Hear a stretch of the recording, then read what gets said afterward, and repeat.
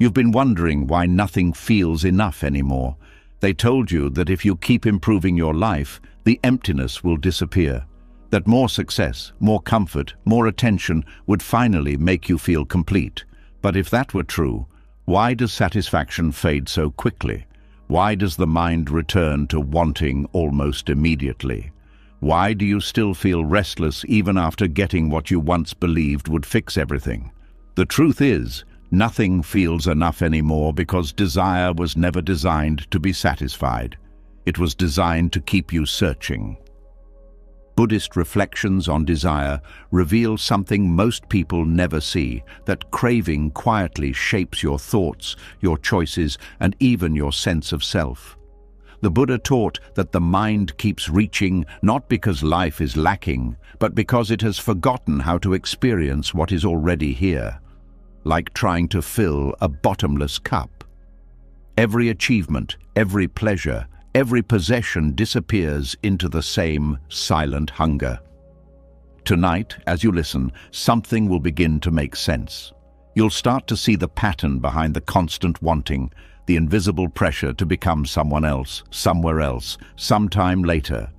Your mind will slow down, the urgency will soften, and a strange calm will begin to replace the endless chase, as if you are stepping off a wheel that has been spinning your entire life.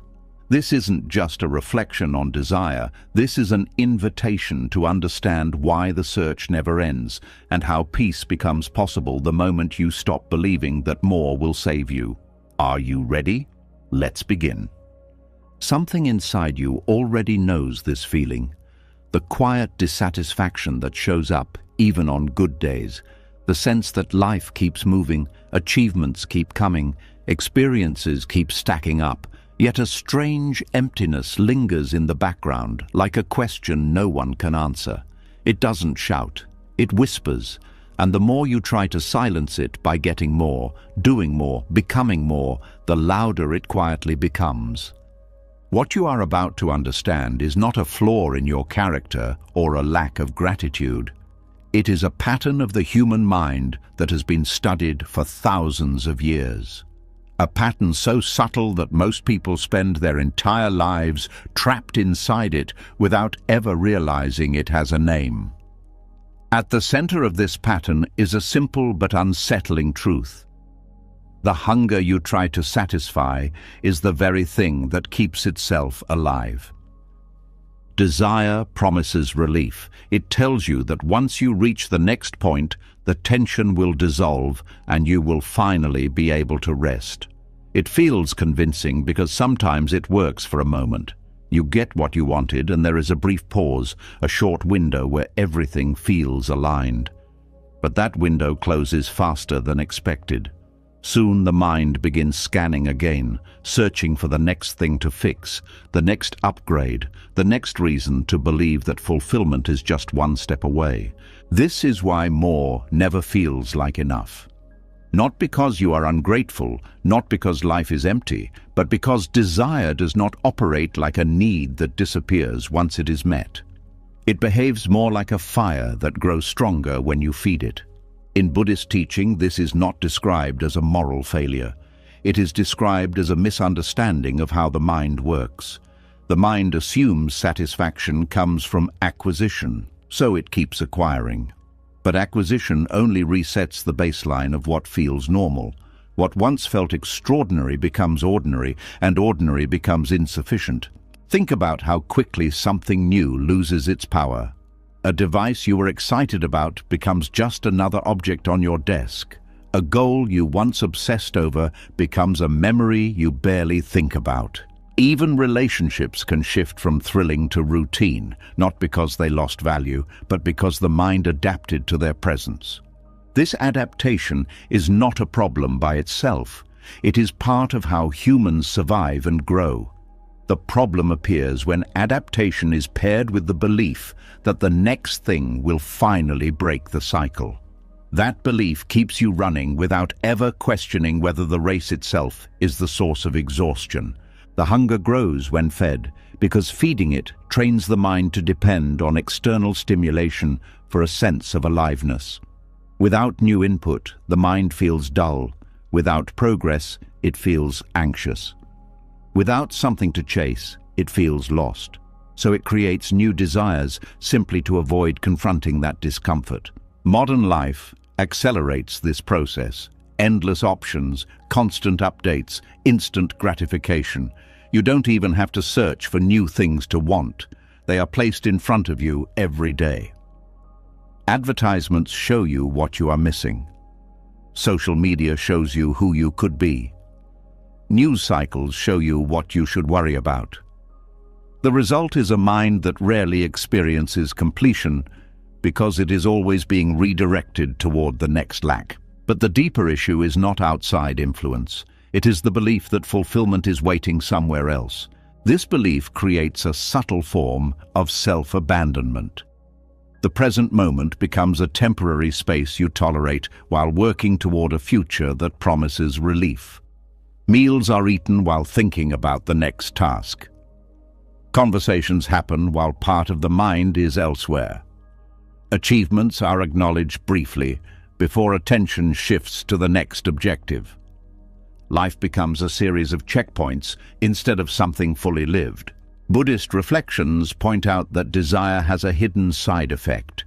It reduces your ability to experience what is already here. When attention is fixed on what is missing, appreciation for what is present fades. This is why people can have stability, safety, opportunities, even love, and still feel something is off. The mind has been trained to measure life by what has not yet happened. There is also a fear behind this constant reaching, a fear that if you stop wanting, you will lose motivation, lose direction, lose purpose. So the mind keeps generating new goals as a way to protect against that fear. Wanting becomes a substitute for meaning, but wanting and meaning are not the same. Wanting is restless, meaning is quiet. Wanting pushes forward, meaning deepens where you are. Another layer of this hunger comes from identity. People often build a sense of self around what they pursue. If the pursuit stops, the identity feels threatened. So the chase continues not only for satisfaction, but for reassurance that you are still someone moving forward. Standing still begins to feel like disappearing. This is why rest can feel uncomfortable. Not because rest is wrong, but because it removes the distractions that normally keep the hunger occupied. In stillness, the mind notices its own unease. It notices the absence of stimulation, and instead of interpreting that as a chance to reconnect with the present, it interprets it as a problem that must be fixed by finding something new to want. The cycle becomes self-sustaining. Desire creates tension. Satisfaction briefly releases it. The release feels good, so the mind attributes the relief to the object rather than to the ending of craving. When tension returns, the mind looks for another object. The pattern repeats. What often goes unnoticed is that the peace you felt after getting what you wanted did not come from the object itself. It came from the temporary silence of desire. For a moment, the chasing stopped. And in that pause, the mind tasted what it feels like to not be pulled in any direction. That pause is available without acquiring anything, but it requires seeing the mechanism clearly. When you observe desire without immediately acting on it, something shifts. You notice how it rises as a physical sensation, how it comes with thoughts that justify its urgency, how it promises relief, and how it weakens if you simply stay present. This observation does not suppress desire, it exposes its nature. Over time, this awareness changes your relationship with wanting. You can still pursue goals, enjoy pleasures, build a life. But the desperation fades. The sense that everything depends on the next achievement dissolves. You begin to act from choice instead of compulsion. Life becomes lighter. You stop expecting permanent satisfaction from temporary things. You stop treating experiences as solutions to existential discomfort.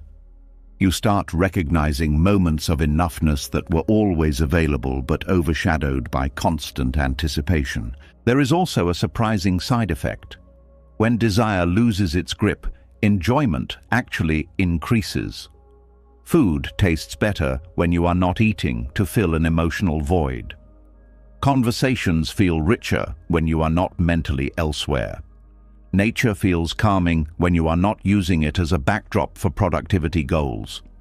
Presence amplifies experience more than accumulation ever could. This does not mean you stop caring about improvement. It means improvement is no longer driven by the belief that you are incomplete.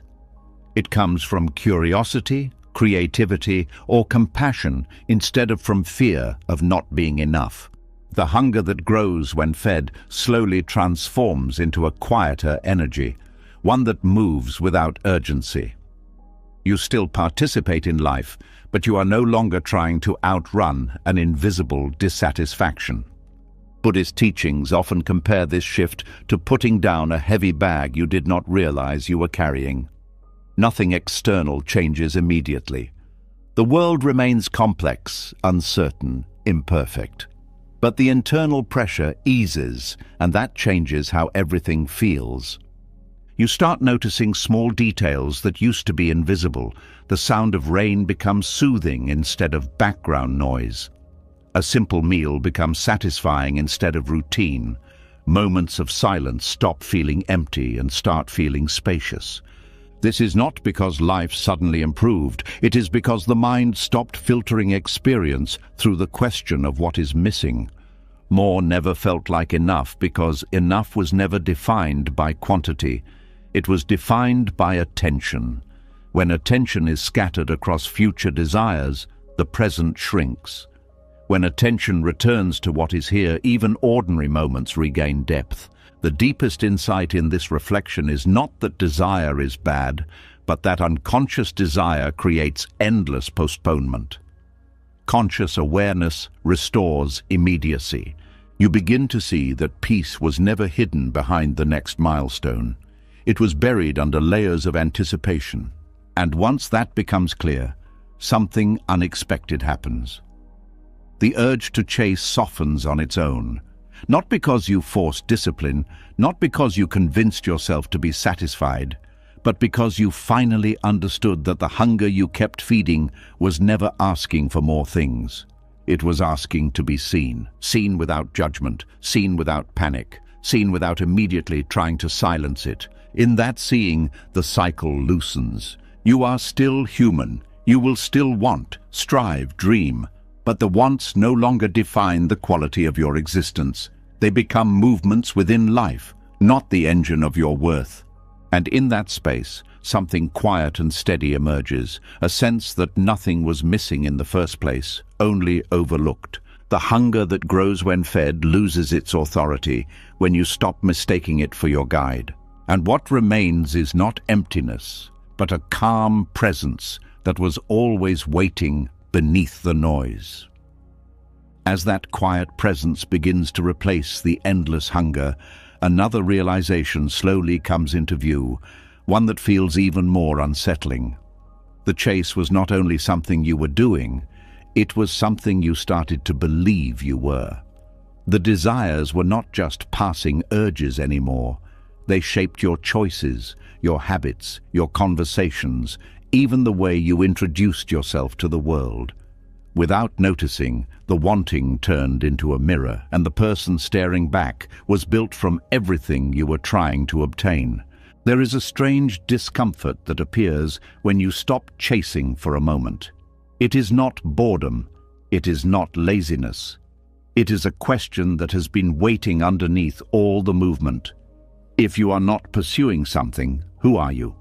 Craving as identity begins quietly. At first, desire feels like a tool. You want something, so you move toward it, but over time, the movement becomes familiar. The mind learns to measure itself by what it is aiming at. Goals turn into definitions. Achievements turn into proof of existence. The future becomes a place where your value supposedly lives. This is how desire slips into your personality. You stop saying, "I want this," and start saying, "This is who I am." The career you chase becomes your name. The lifestyle you pursue becomes your story. The approval you seek becomes your emotional oxygen. Even suffering can become part of identity because it gives a sense of depth, a feeling of being someone who has endured something meaningful. Buddhist reflections describe this as a subtle form of attachment to self-image.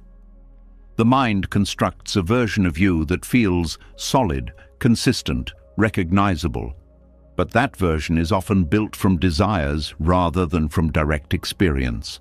It is a collection of preferences, ambitions, fears, and comparisons held together by the belief that they define a permanent self. When craving becomes identity, letting go of desire feels like losing yourself, not because you actually disappear, but because the familiar structure you use to navigate life starts dissolving. Without the usual targets to chase, the mind searches for new ones simply to restore that sense of continuity. This is why people sometimes move from one obsession to another. When one pursuit ends, another quickly takes its place. The object changes, but the underlying need remains the same, the need to feel like someone who is going somewhere. Social environments reinforce this pattern.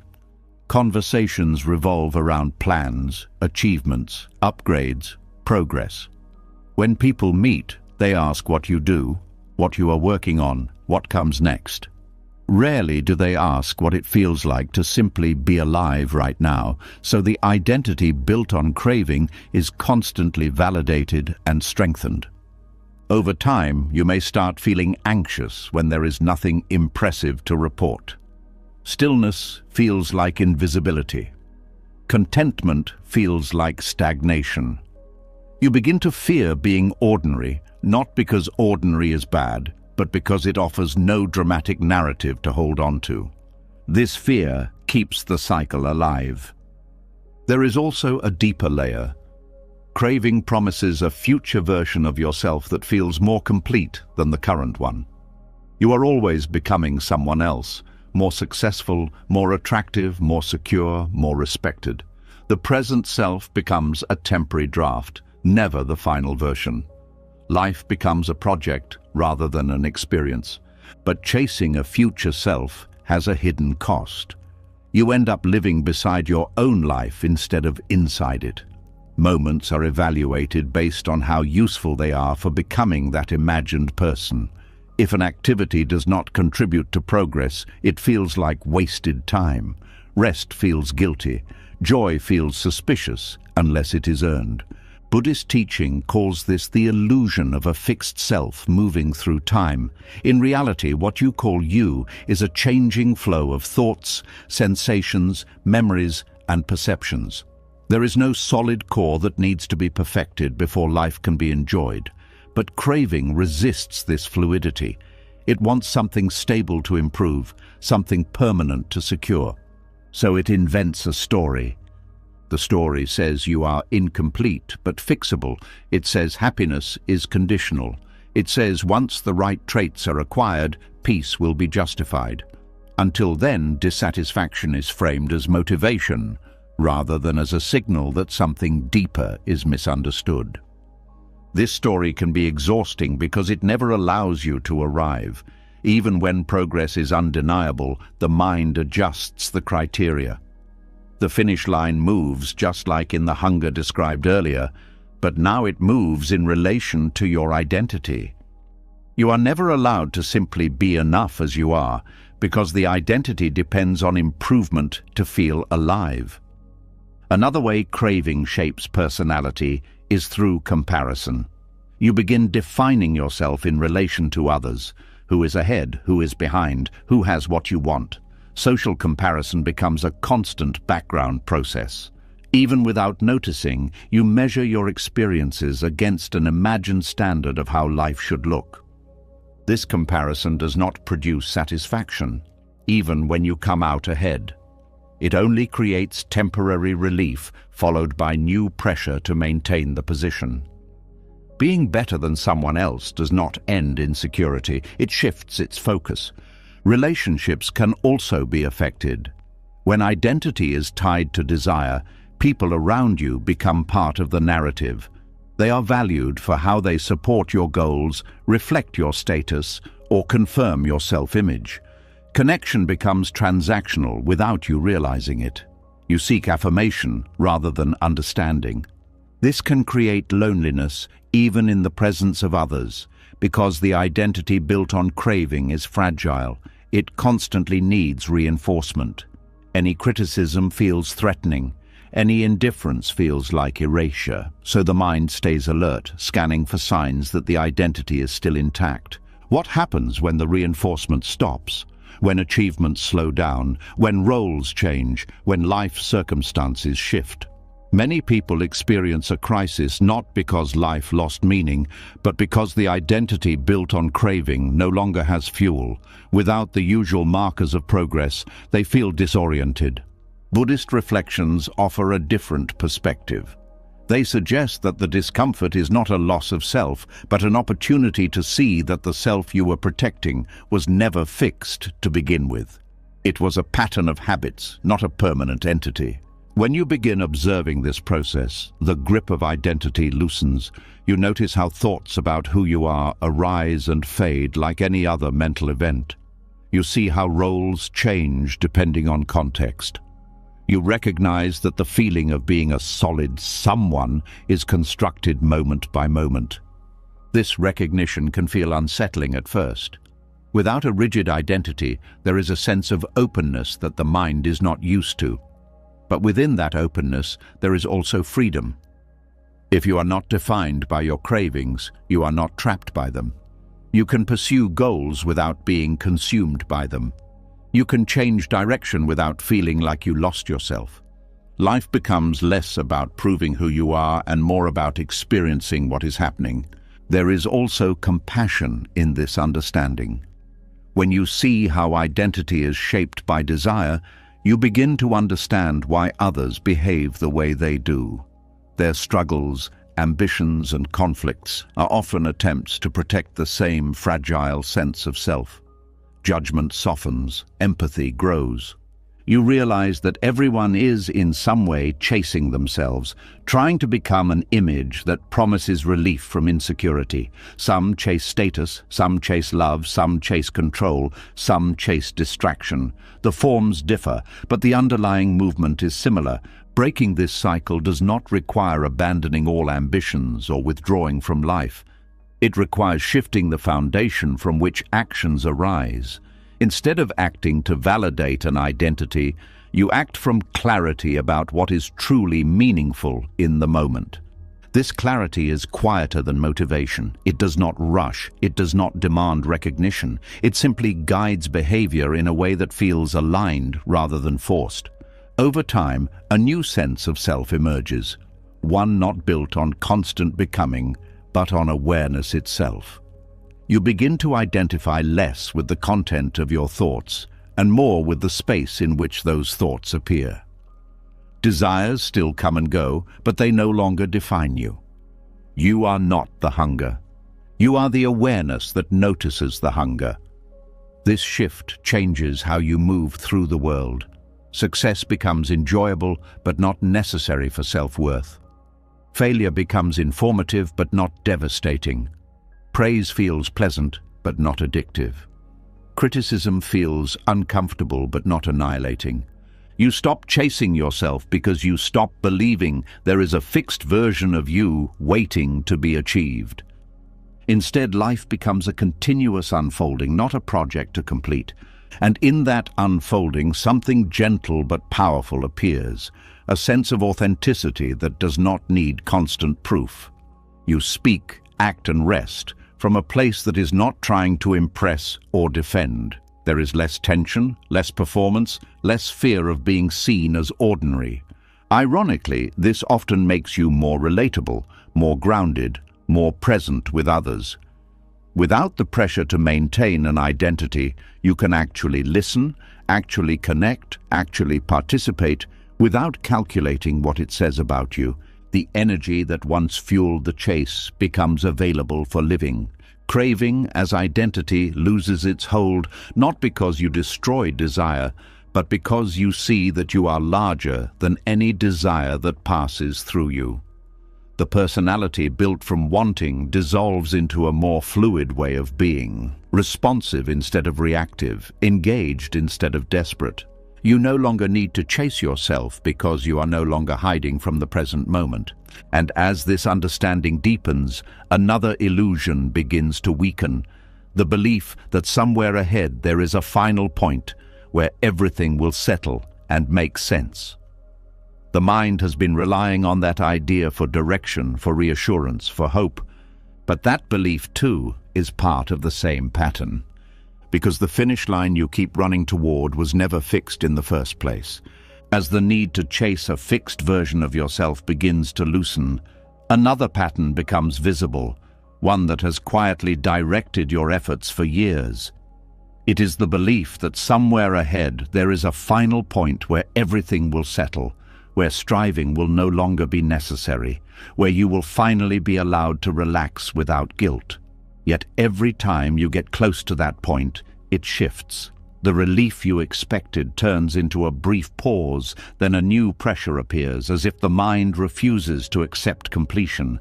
There is a quiet exhaustion that comes from always living toward a finish line that never arrives. Not dramatic burnout, not obvious failure, but a subtle tiredness that sits beneath daily life. You accomplish things, you grow, you improve, yet a question lingers. Why does it still feel unfinished? The illusion of the finish line begins early. You are taught that life unfolds in stages, and each stage promises a reward. Finish school, and everything will open. Build a career, and stability will follow. Find the right partner, and loneliness will end. Secure enough resources and worry will disappear. These milestones are presented as checkpoints that lead to a final state of arrival. But arrival never happens in the way it was imagined.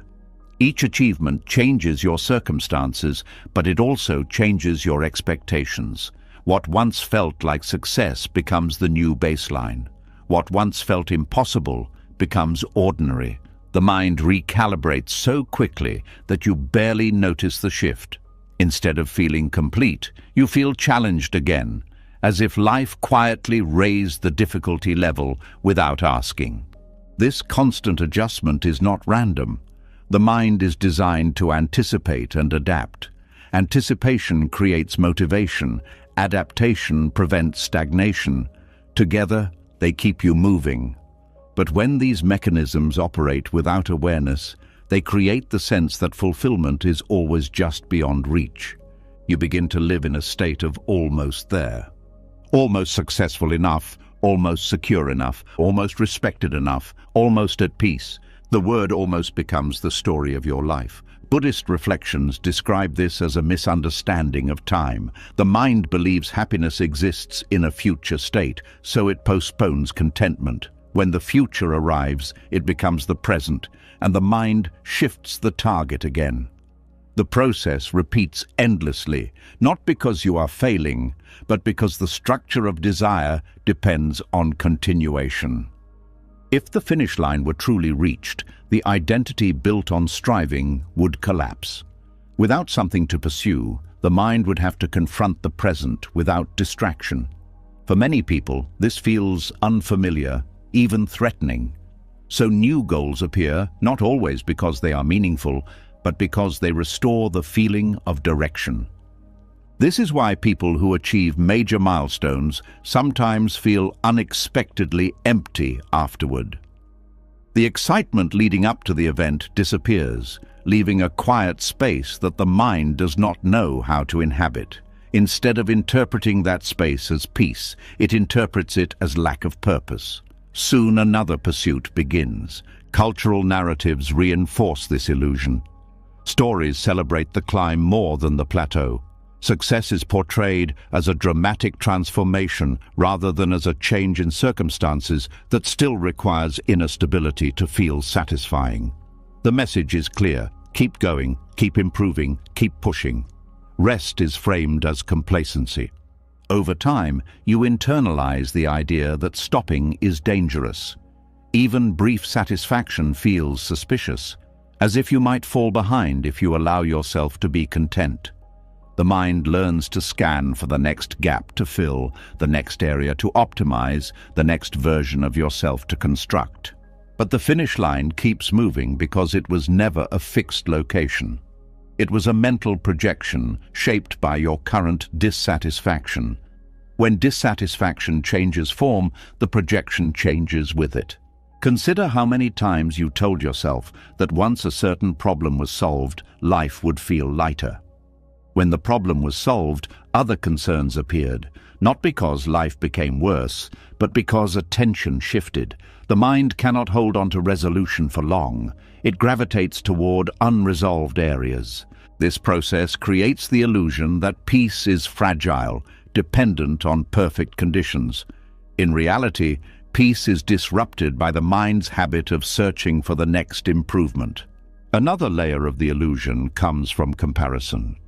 Even if you feel satisfied with your progress, exposure to others' achievements can reignite the sense of incompletion. Seeing someone ahead of you resets your perception of where the finish line should be. The target moves outward, and what once felt enough feels insufficient again. This comparison-based shifting is particularly powerful because it disguises itself as ambition. You tell yourself you are just striving for excellence, just refusing to settle, but beneath that justification is often a fear of being left behind, overlooked or insignificant. The mind would rather keep moving than face that fear directly. There is also a deeper misunderstanding about what achievement can provide. External accomplishments change situations, not the structure of consciousness that interprets those situations. If the interpreting mind remains restless, no external condition can produce lasting satisfaction. This is why two people can reach similar milestones and experience them differently. One feels grateful and grounded, the other feels pressured to maintain the status or surpass it. The difference is not in the achievement, but in the relationship to it.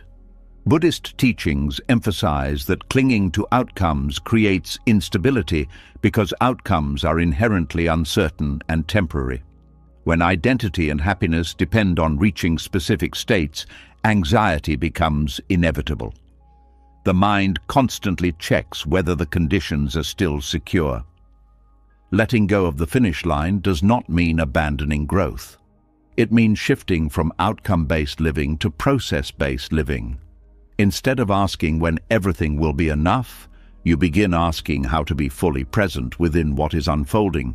This presence reveals something unexpected. The sense of incompletion was not coming from lack of progress, but from lack of attention to the moment itself.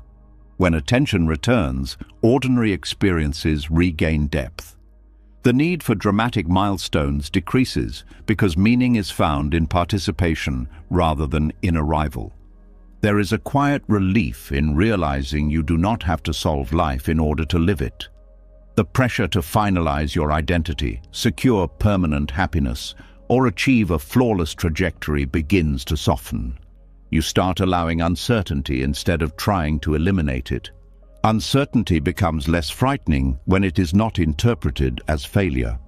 You also begin to notice how much of your life was spent preparing to live instead of living, waiting for the right conditions, the right confidence, the right clarity. But life was happening the entire time, not at the imagined finish line. When the illusion fades, effort becomes more intentional. You still set goals, but they are no longer tied to your worth. You still move forward, but without the desperation to arrive. Progress becomes an expression of curiosity rather than a defense against inadequacy. This shift reduces the emotional volatility that comes from attaching happiness to outcomes. Success feels good without inflating the ego. Setbacks feel disappointing without collapsing the sense of self. The emotional landscape stabilizes. You also become less susceptible to external pressure. When the finish line is internalized, others can manipulate it by defining what counts as success. When you see through the illusion, you regain autonomy over your direction. Another surprising change occurs in relationships. Without the constant focus on future achievements, you become more available to people as they are, not as part of your progress narrative. Conversations deepen, presence increases, shared moments feel meaningful without needing to serve a larger plan. This does not reduce ambition, it refines it. You pursue what resonates rather than what promises validation. The energy behind action shifts from tension to engagement. Over time, a different kind of fulfillment appears, one not dependent on reaching a final state. It feels quieter, less dramatic, but more stable. It does not spike and crash like excitement. It hums steadily in the background, allowing joy to arise from simple experiences. You realize that the finish line was a mental shortcut, a way to cope with uncertainty by imagining a point where uncertainty would end. But uncertainty is part of life's movement. Trying to eliminate it creates more tension than accepting it. Acceptance does not mean passivity. It means working with reality instead of against it. Goals are approached with dedication, but without the illusion that they will solve existential discomfort. As this understanding deepens, the urgency to rush through life diminishes. You stop treating the present as a stepping stone and start treating it as the only place life actually unfolds. Time feels different. Moments stretch instead of blur. Gratitude becomes easier because attention is no longer hijacked by anticipation. You may still plan, still dream, still aspire, but the dreams no longer hold your peace hostage. They become possibilities rather than conditions for happiness. The illusion of the finish line dissolves into a recognition that life is not a race toward completion, but an ongoing process of experiencing, learning, and relating. There is no final checkpoint where everything locks into place, and strangely, this realization does not create despair, it creates freedom. Because if there is no ultimate finish line, there is also no ultimate failure for not reaching it. There is only the path unfolding moment by moment, shaped by awareness rather than by compulsion. You begin to trust that meaning is not waiting at the end of effort, but woven into the act of living itself. And as this trust grows, another insight quietly emerges. Many of the desires that fueled the race were not even originally yours. They were inherited, absorbed, learned from the world around you. Which means the next step is not to chase harder, but to question whose goals you have been running toward all along. As the illusion of the finish line begins to lose its grip, another uncomfortable realization starts to surface. If the race never truly belonged to you, then whose voice was telling you where to run? Beneath many ambitions and longings, there is often a faint echo of expectations that were absorbed long before you had the awareness to question them. What felt like personal desire may have been quietly shaped by the environment, by culture, by the invisible pressure to fit into a story that was already written. There is a subtle unease that appears when you pause long enough to ask a dangerous question. Do I actually want this? Or did I learn to want it? Borrowed desires are powerful because they do not feel borrowed. They arrive wrapped in familiarity, reinforced by repetition, validated by everyone around you. From childhood, signals are sent about what success looks like, what happiness should include, what kind of life deserves admiration. These signals are not usually forced, they are modeled. You see what earns praise, what attracts attention, what is treated as failure, what is ignored. Slowly, the mind constructs a map of what is worth pursuing. This map becomes the foundation of motivation. Without realizing it, you begin moving toward destinations chosen by collective agreement rather than personal clarity. The career path that feels respectable, the lifestyle that looks impressive, the milestones that signal adulthood, the possessions that indicate arrival. Each step feels self-directed, yet the direction was suggested long before you started walking. Social approval plays a central role in this process. Humans evolved in groups where belonging meant survival. Being accepted reduced danger. Being rejected increased vulnerability. That ancient wiring still operates, even though the threats have changed. Approval now comes in the form of recognition, validation, and inclusion, so the mind learns to align desires with what brings acceptance. Over time, it becomes difficult to distinguish between what you genuinely value and what you value because it earns approval. The two blend together until questioning them feels like questioning reality itself. Media amplifies this effect. Images of ideal lives are presented repeatedly, shaping expectations about how life should look at different stages. You absorb these images passively, often without noticing the emotional impact. A standard is created, and anything outside that standard feels incomplete. Advertising takes advantage of this vulnerability by linking products to identity. You are not just buying an object, you are buying a version of yourself. The confident version, the admired version, the fulfilled version. The object becomes a symbol of belonging to a desired group. Ownership becomes proof that you are on the right path. But because these desires were not rooted in direct experience, satisfying them does not produce deep contentment. It produces temporary relief followed by confusion. You achieved what was supposed to matter, yet the expected transformation did not occur. The emptiness remains, now accompanied by doubt about what went wrong. The problem was not effort, it was direction. Borrowed desires often carry hidden assumptions about what life should feel like. They promise certainty, admiration, or security. But life rarely conforms to these narratives. When reality diverges from the script, frustration appears. You may blame yourself for not feeling satisfied, unaware that the script itself was unrealistic. Family expectations are another strong source of inherited wants. Parents project hopes onto children, sometimes consciously, sometimes unconsciously. They want stability, recognition, or redemption through the next generation. Even when these expectations are loving, they can create pressure to pursue paths that do not align with your inner inclinations. Breaking away from these expectations can feel like betrayal, even when it is necessary for authenticity. Guilt arises because loyalty is confused with compliance. The fear of disappointing others becomes a barrier to discovering what you truly want.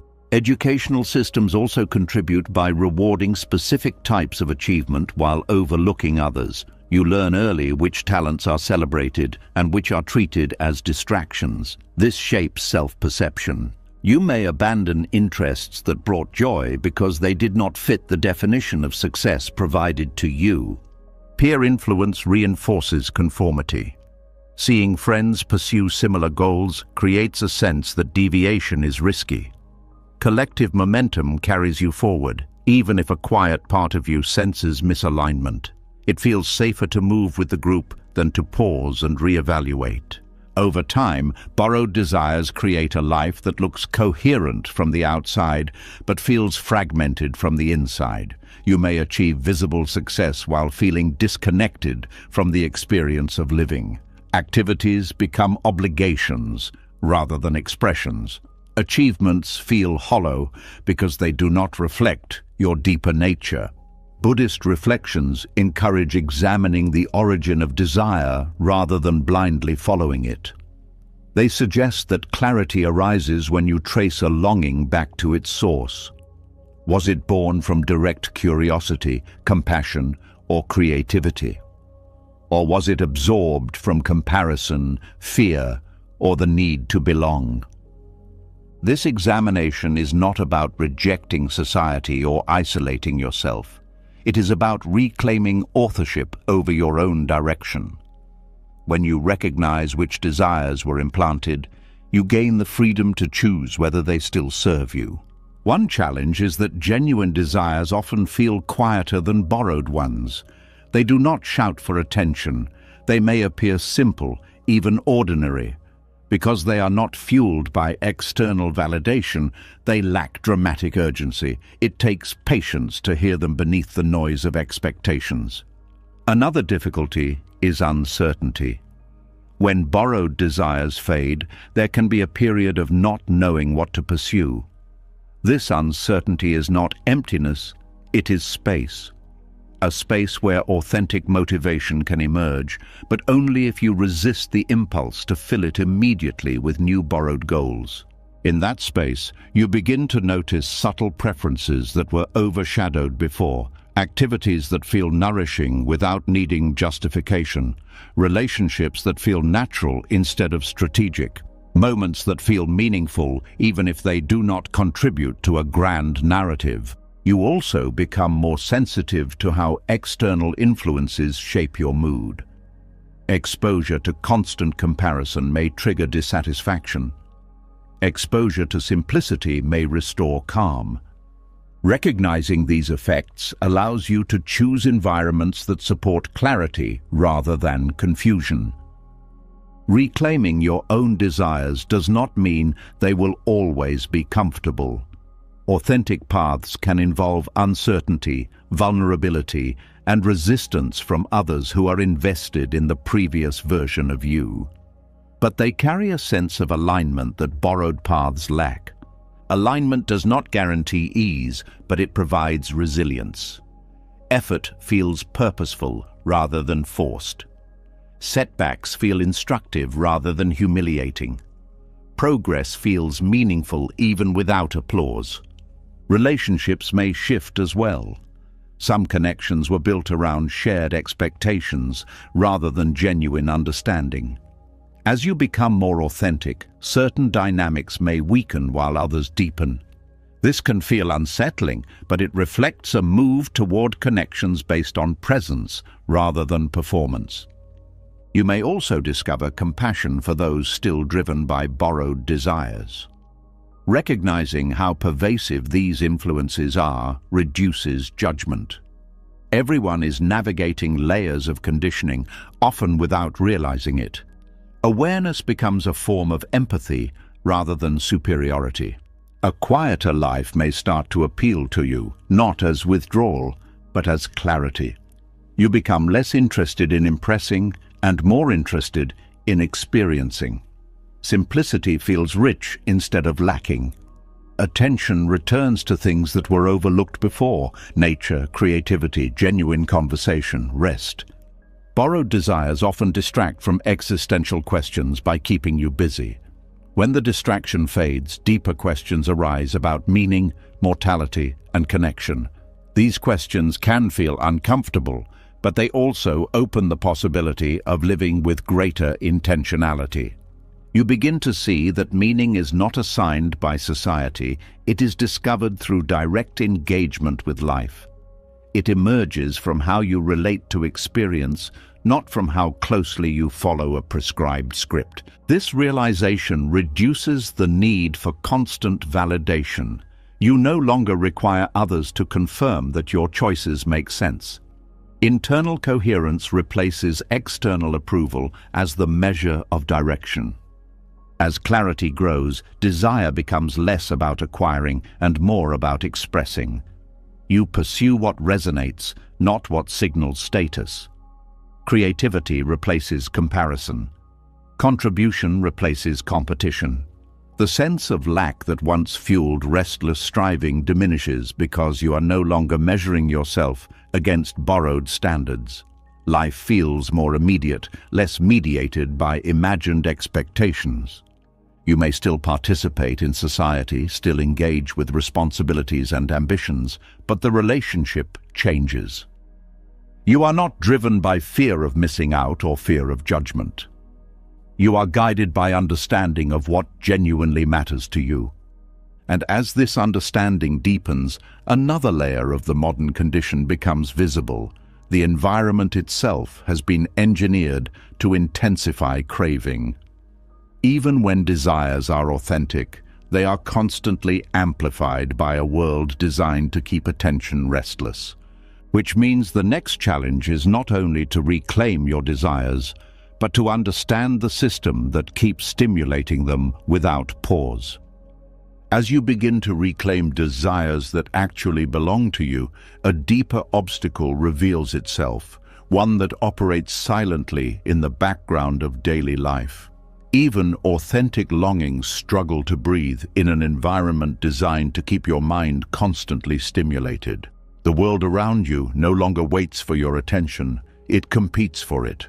And in that competition, something essential begins to fade: the ability to feel satisfied by simple existence. There is a strange dullness that settles over ordinary moments now. Quiet evenings feel restless, slow conversations feel incomplete, doing nothing feels almost unbearable. It is not because life became less meaningful, it is because the mind has been trained to expect intensity at all times. The dopamine trap of modern life does not begin with a single habit. It emerges from a pattern of repeated stimulation that gradually rewires how pleasure and attention function. Dopamine is often described as the brain's reward signal, but its deeper role is anticipation.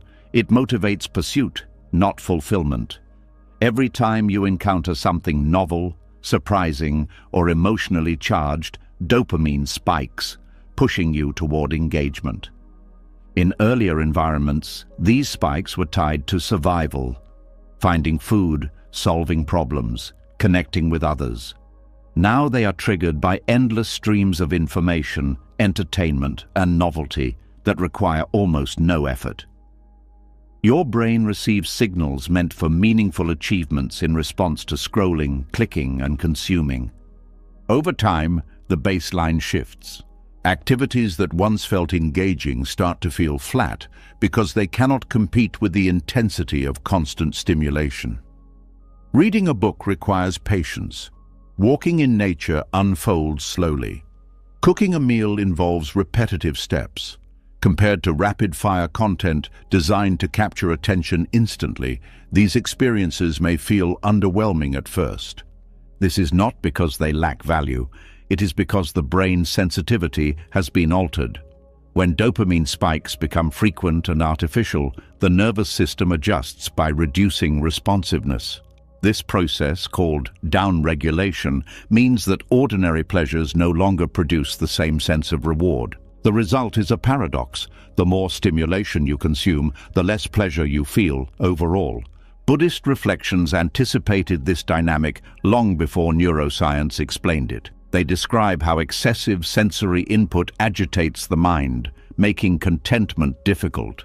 When the senses are constantly pulled outward, awareness loses depth. Attention becomes fragmented, jumping from one object to another without resting. Fragmented attention weakens presence. Without presence, experiences blur together. Meals are eaten while distracted. Conversations happen alongside background noise. Moments pass without being fully registered. Later, when you look back, the memory feels thin, as if you were not entirely there. This thinning of experience contributes to the sense that life is empty. It is not that life lacks richness. It is that richness requires sustained attention to perceive. When attention is conditioned to rapid shifts, sustained perception feels unnatural. Another layer of the dopamine trap is unpredictability. Many modern platforms operate on variable rewards. You never know what you will encounter next. This unpredictability keeps the brain engaged because it mimics the conditions that once made learning and exploration valuable. The possibility of something interesting appearing at any moment makes it hard to stop. This pattern trains impatience. Waiting becomes uncomfortable because the mind expects immediate input. Delayed gratification feels less rewarding because it lacks the constant reinforcement of novelty. Impatience spills into other areas of life. Goals that require long-term effort feel less appealing. Relationships that evolve gradually feel less exciting. Personal growth, which unfolds over years, can feel slow compared to the instant feedback loops available elsewhere. You may begin to crave intensity instead of depth. Intensity feels alive but fades quickly. Depth feels subtle but endures. The dopamine trap favors intensity, creating cycles of excitement followed by emptiness. To escape the emptiness, more stimulation is sought, restarting the cycle. Sleep is affected as well. Exposure to continuous stimulation keeps the nervous system activated, making it harder to transition into rest. Even when the body is tired, the mind may remain alert, scanning for new input. This reduces recovery, which in turn lowers emotional resilience, making you more susceptible to craving stimulation the next day. The trap also alters emotional regulation. When uncomfortable feelings arise, distraction becomes the default response. Instead of processing sadness, frustration, or uncertainty, you reach for something that shifts attention away. This avoidance prevents emotional integration, leaving underlying tensions unresolved. Unresolved tension increases the need for distraction, deepening dependency on stimulation. Buddhist practice emphasizes sitting with discomfort without immediately trying to escape it. This is not about enduring suffering unnecessarily. It is about understanding that discomfort often contains information. When you observe it directly, it changes. When you avoid it, it persists. Modern stimulation interferes with this process by offering constant exits. Every moment of boredom, loneliness, or anxiety can be numbed quickly, but numbing reduces sensitivity not only to pain, but also to joy. Emotional range narrows. You may notice that highs feel less intense than they once did, while lows linger. This imbalance creates the impression that something is wrong with life itself, when in reality, the nervous system is fatigued. Reconnecting with ordinary living requires recalibrating this system. It begins with reducing unnecessary stimulation, not as punishment, but as restoration. When the brain is given space to settle, sensitivity gradually returns. Simple experiences regain texture.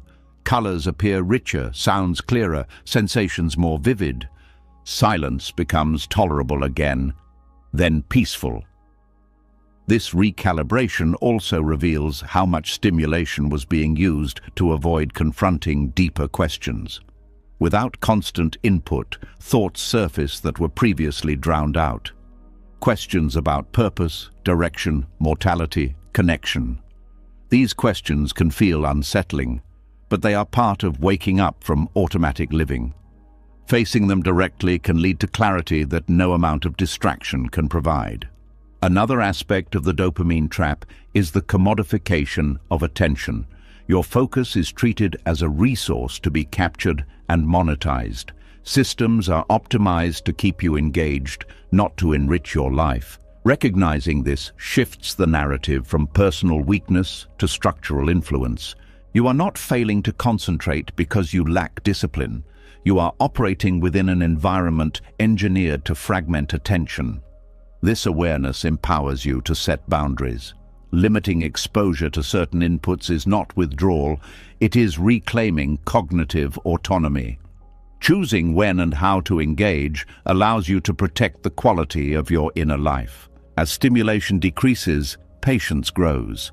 Activities that once felt slow begin to reveal layers. Cooking becomes creative rather than routine. Walking becomes meditative rather than dull. Conversation becomes nourishing rather than obligatory.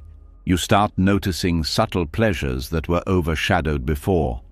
The rhythm of breathing, the warmth of sunlight, the feeling of being present without needing to document it.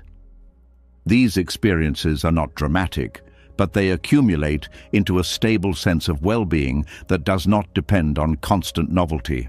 Relationships benefit as well. When attention is not divided, listening deepens. Presence communicates care more effectively than words. Shared silence becomes comfortable instead of awkward. Connection becomes less performative and more authentic. Work changes too.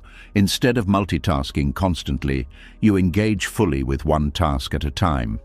Productivity may initially feel slower, but quality improves. Satisfaction comes from completion rather than from juggling. The fear of missing out diminishes because you are no longer measuring life by the quantity of experiences consumed. Depth replaces accumulation as the measure of richness.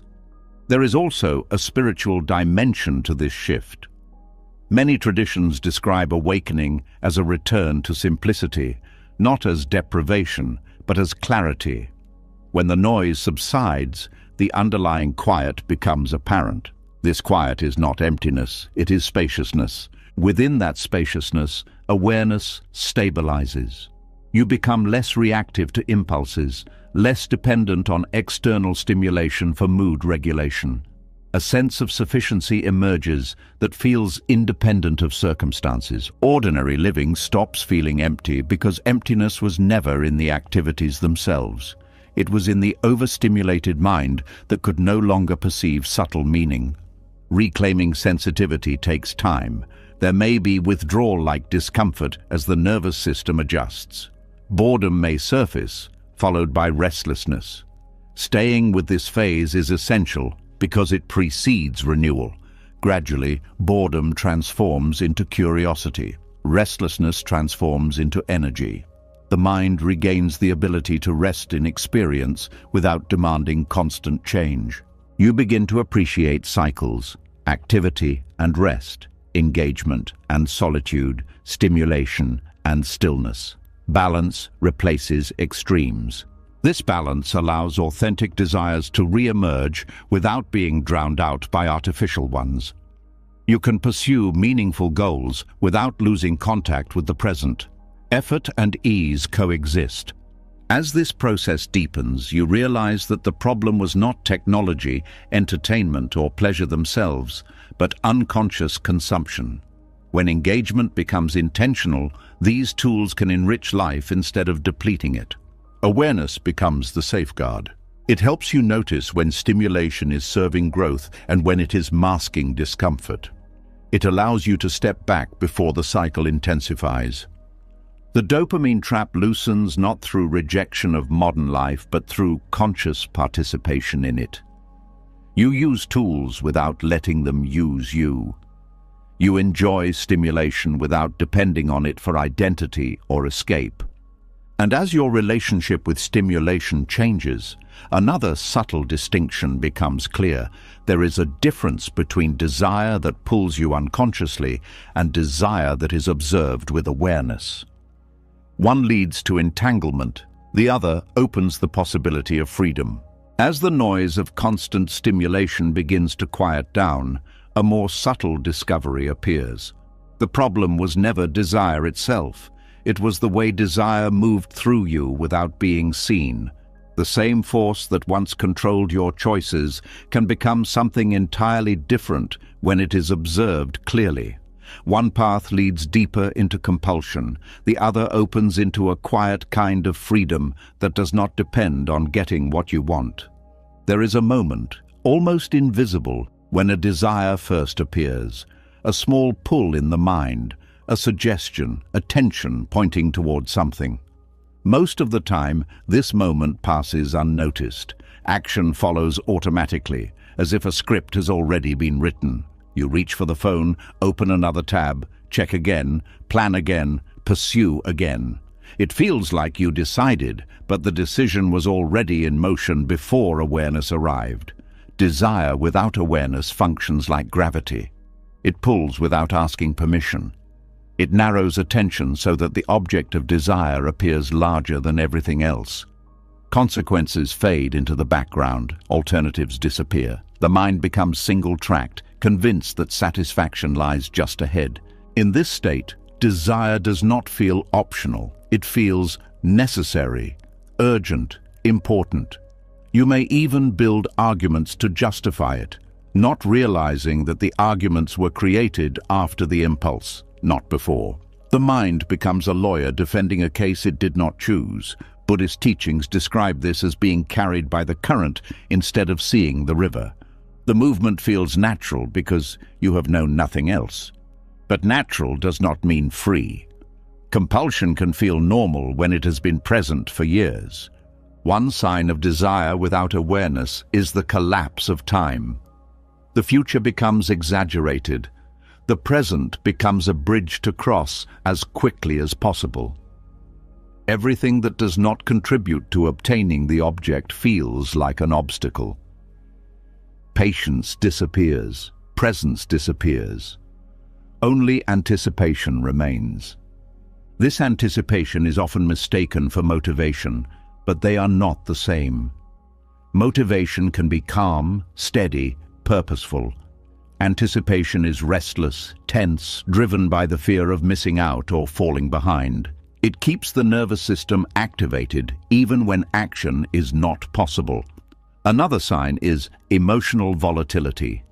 When desire dominates, mood fluctuates based on progress toward the goal. Small setbacks feel like personal failures.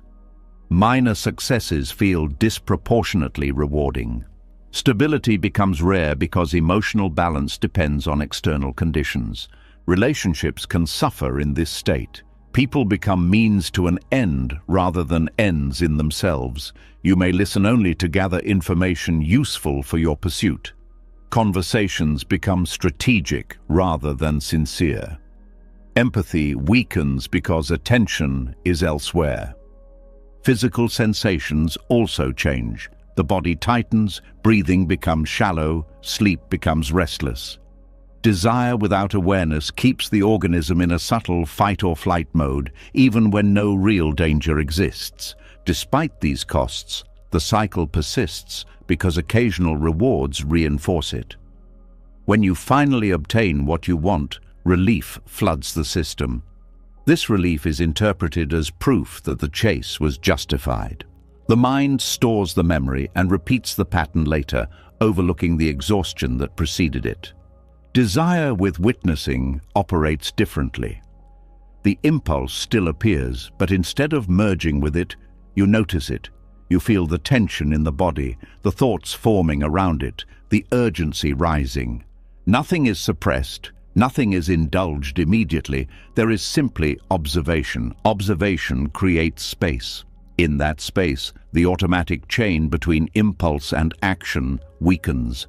You begin to see that desire is not a command, but a movement that can be experienced without obeying. This witnessing is not cold detachment. It is intimate attention without entanglement. You are present with the sensation of wanting the way you would be present with a passing storm, aware of its intensity, but not convinced it defines the sky. As you stay with the sensation, something unexpected happens. Desire changes. It pulses, fluctuates, sometimes intensifies, sometimes dissolves on its own. You realize it is not as solid as it appeared. It is a process, not an identity. This realization reduces fear. You no longer believe that if you do not act immediately, something essential will be lost. You trust that urges can arise and pass without controlling you. With witnessing, time expands again. The present moment regains depth because it is no longer overshadowed by anticipation. Decisions become deliberate instead of reactive. You act because you choose to, not because you are pushed. Freedom emerges from this shift. Not freedom from desire, but freedom within desire. You can pursue what matters without being consumed by it. You can enjoy pleasure without fearing its absence. You can let go without feeling deprived. There is also a sense of dignity in this freedom. You are not at war with yourself, trying to suppress impulses through force. You are working with awareness, which transforms the relationship rather than the surface behavior. Witnessing reveals the difference between healthy aspiration and compulsive craving.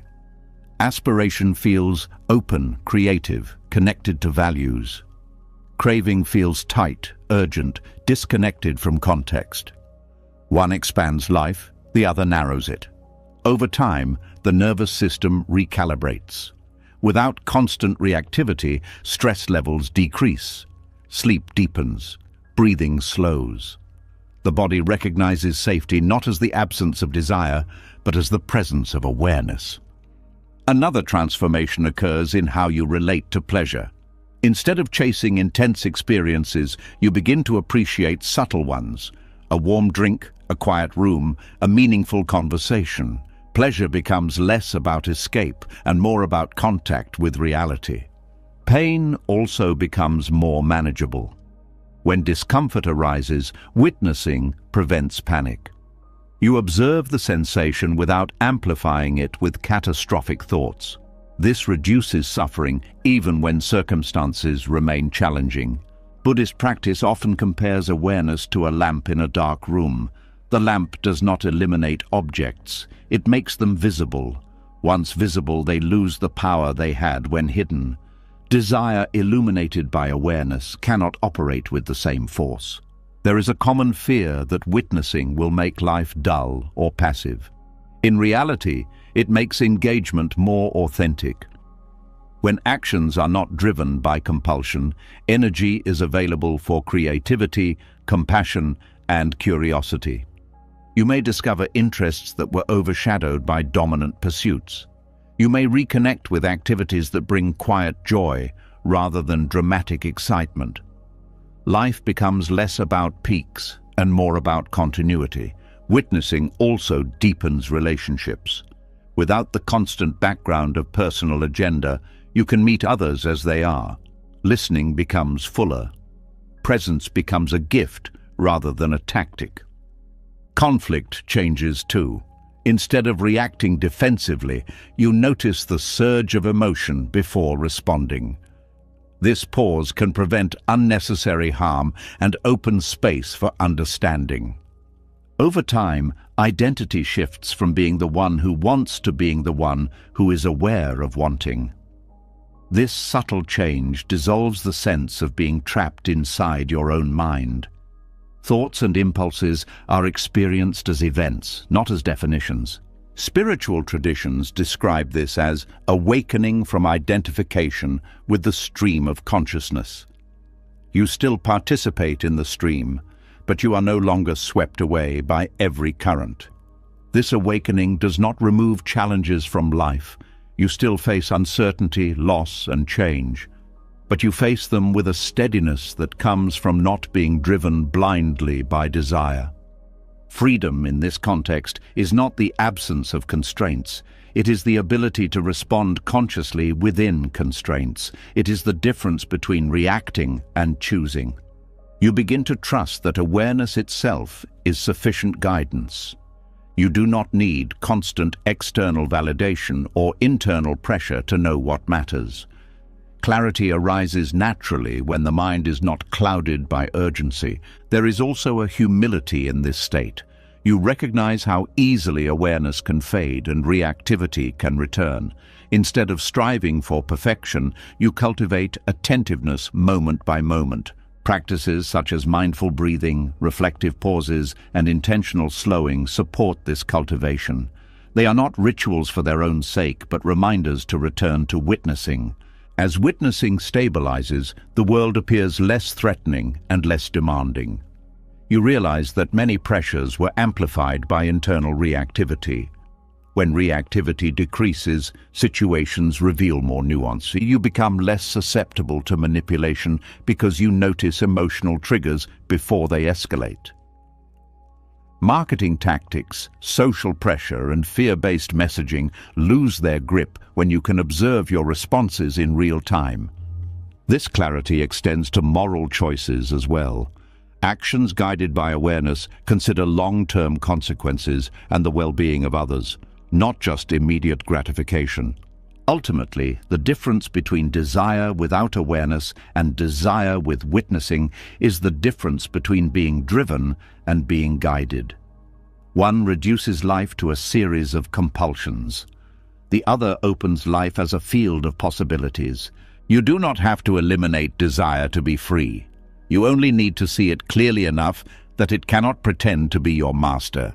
And as this freedom deepens, a new question arises. If desire can be witnessed rather than obeyed, what happens when you stop measuring your life against others' desires entirely? Because comparison has been quietly shaping the intensity of your wanting all along.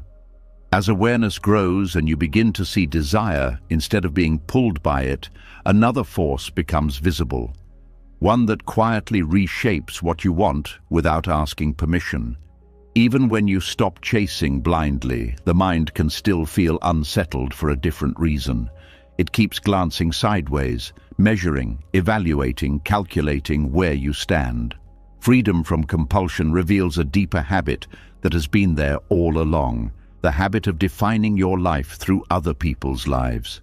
There is a specific kind of pain that does not come from loss, failure, or hardship, but from seeing someone else have what you do not.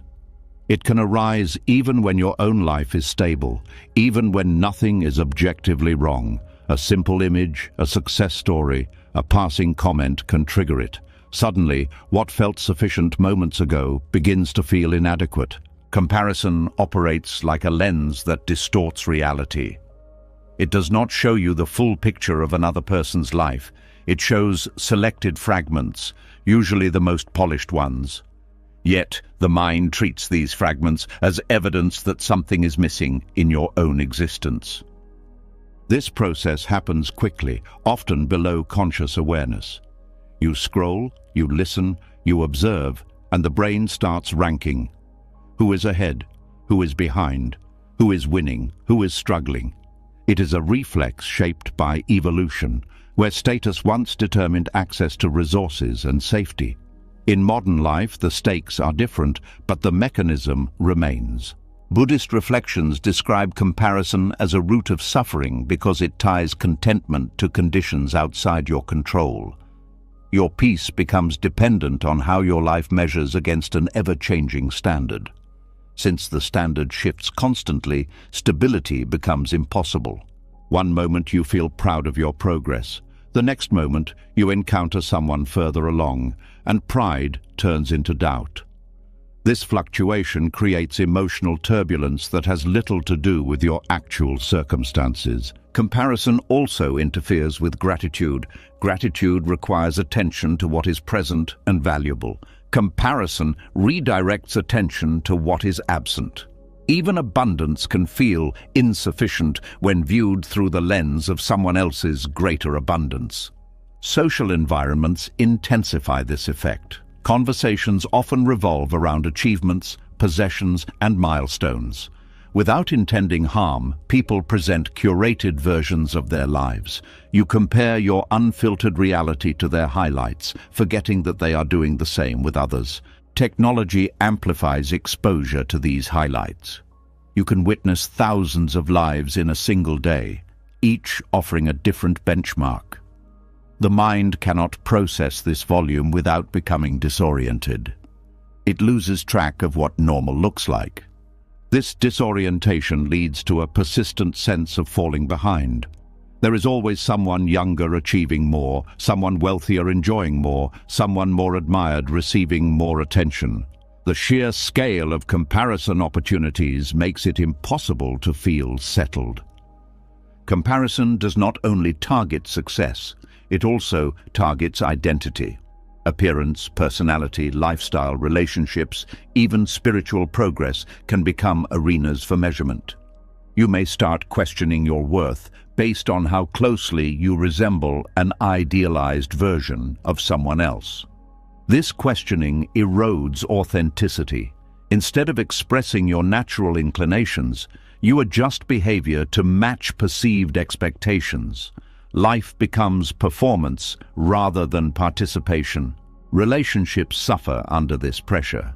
Instead of celebrating others' achievements, you may feel threatened by them. Envy can coexist with affection, creating inner conflict. You may withdraw or compete instead of connecting. Comparison also distorts perception of effort. You see outcomes without witnessing the process behind them. Someone's success appears effortless because the struggle was not visible. This creates unrealistic expectations for your own progress. When your journey includes setbacks, you interpret them as personal deficiencies rather than as normal parts of growth. The gap between expectation and reality widens, fueling frustration. Another consequence is decision paralysis. With so many models of how life could unfold, choosing a path becomes intimidating. Fear of choosing the wrong path intensifies because there is always evidence of someone succeeding in a different direction. This fear can lead to chronic dissatisfaction regardless of what you choose. If you pursue one path, you wonder about the alternatives.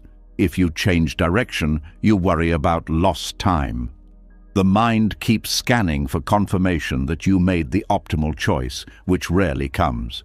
Comparison also undermines presence.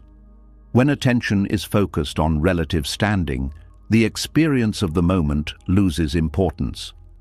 Activities are evaluated based on how they contribute to status rather than how they feel intrinsically. You may attend events, pursue hobbies, or build connections primarily for their symbolic value. Joy becomes secondary to image.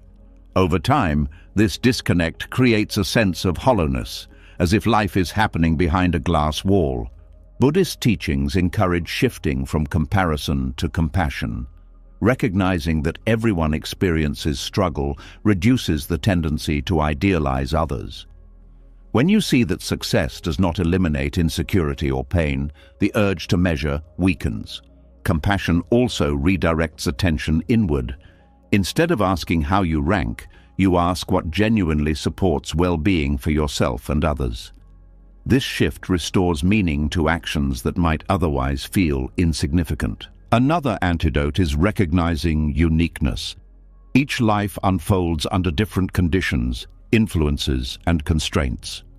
Comparing outcomes without considering these differences is like comparing different species of plants and expecting them to grow at the same rate. Understanding this does not eliminate ambition, it grounds it in reality. You pursue improvement relative to your own circumstances rather than relative to someone else's trajectory. Comparison often disguises itself as inspiration. While inspiration can motivate growth, comparison carries a subtle undertone of inadequacy.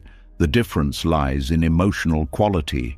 Inspiration energizes without diminishing self-worth. Comparison drains energy while amplifying self-doubt. Learning to distinguish between the two helps you choose influences wisely. You can admire others' achievements without turning them into judgments about yourself. Solitude plays a role in healing comparison. Time away from constant exposure allows your internal compass to recalibrate. Without external noise, you can hear quieter signals about what matters to you. In solitude, simple activities regain meaning because they are no longer evaluated through social metrics. Reading, walking, creating, resting, these become ends in themselves rather than means to validation. Contentment begins to grow from direct experience rather than from relative positioning. You start noticing that peace does not require superiority. It requires alignment between values and actions. Comparison also loses power when you recognize impermanence. Status, beauty, wealth, influence all fluctuate. Anchoring identity to any of these creates vulnerability. When they change, the sense of self wavers. Awareness of impermanence encourages investing in qualities that endure: kindness, wisdom, presence, integrity. These qualities are less susceptible to comparison because they are expressed through behavior rather than through external markers. Over time, the need to measure fades. You still observe differences, but they no longer define your worth. You can celebrate others without diminishing yourself. You can acknowledge your limitations without shame. Freedom from comparison does not isolate you from society. It allows you to engage without losing yourself. You participate from a place of stability rather than from insecurity. Gratitude deepens because it is no longer conditional. You appreciate what exists without needing it to surpass someone else's version. Joy becomes quieter but more reliable. This shift also enhances generosity. When you are not preoccupied with protecting status, you can support others genuinely. Collaboration replaces competition. Shared success feels meaningful instead of threatening. As comparison loosens its grip, time feels less pressured. You stop racing against invisible timelines dictated by others' milestones. Your pace becomes responsive to your own needs and capacities. You begin to trust that life does not require constant validation to be worthwhile. Meaning arises from engagement, not from ranking. And as this trust grows, another layer of dissatisfaction becomes visible. Not from comparing yourself to others, but from comparing yourself to an imagined version of who you think you should have been. A quieter grief waits there, shaped not by external measurement, but by internal expectation. As comparison with others begins to loosen, attention turns inward, and what you find there can feel even heavier. It is not about who is ahead or behind anymore. It is about a silent image that has followed you for years, the version of yourself you believed you would become by now. This image does not live in reality. It lives in memory, in expectation, in unfinished plans. And the distance between that imagined self and the person you are today can feel like a quiet loss no one else can see. There is a particular sadness that comes from realizing life did not unfold the way you once pictured it.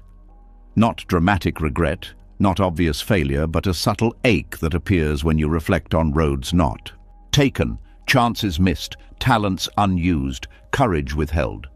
You may not talk about it openly, yet it lingers in moments of stillness.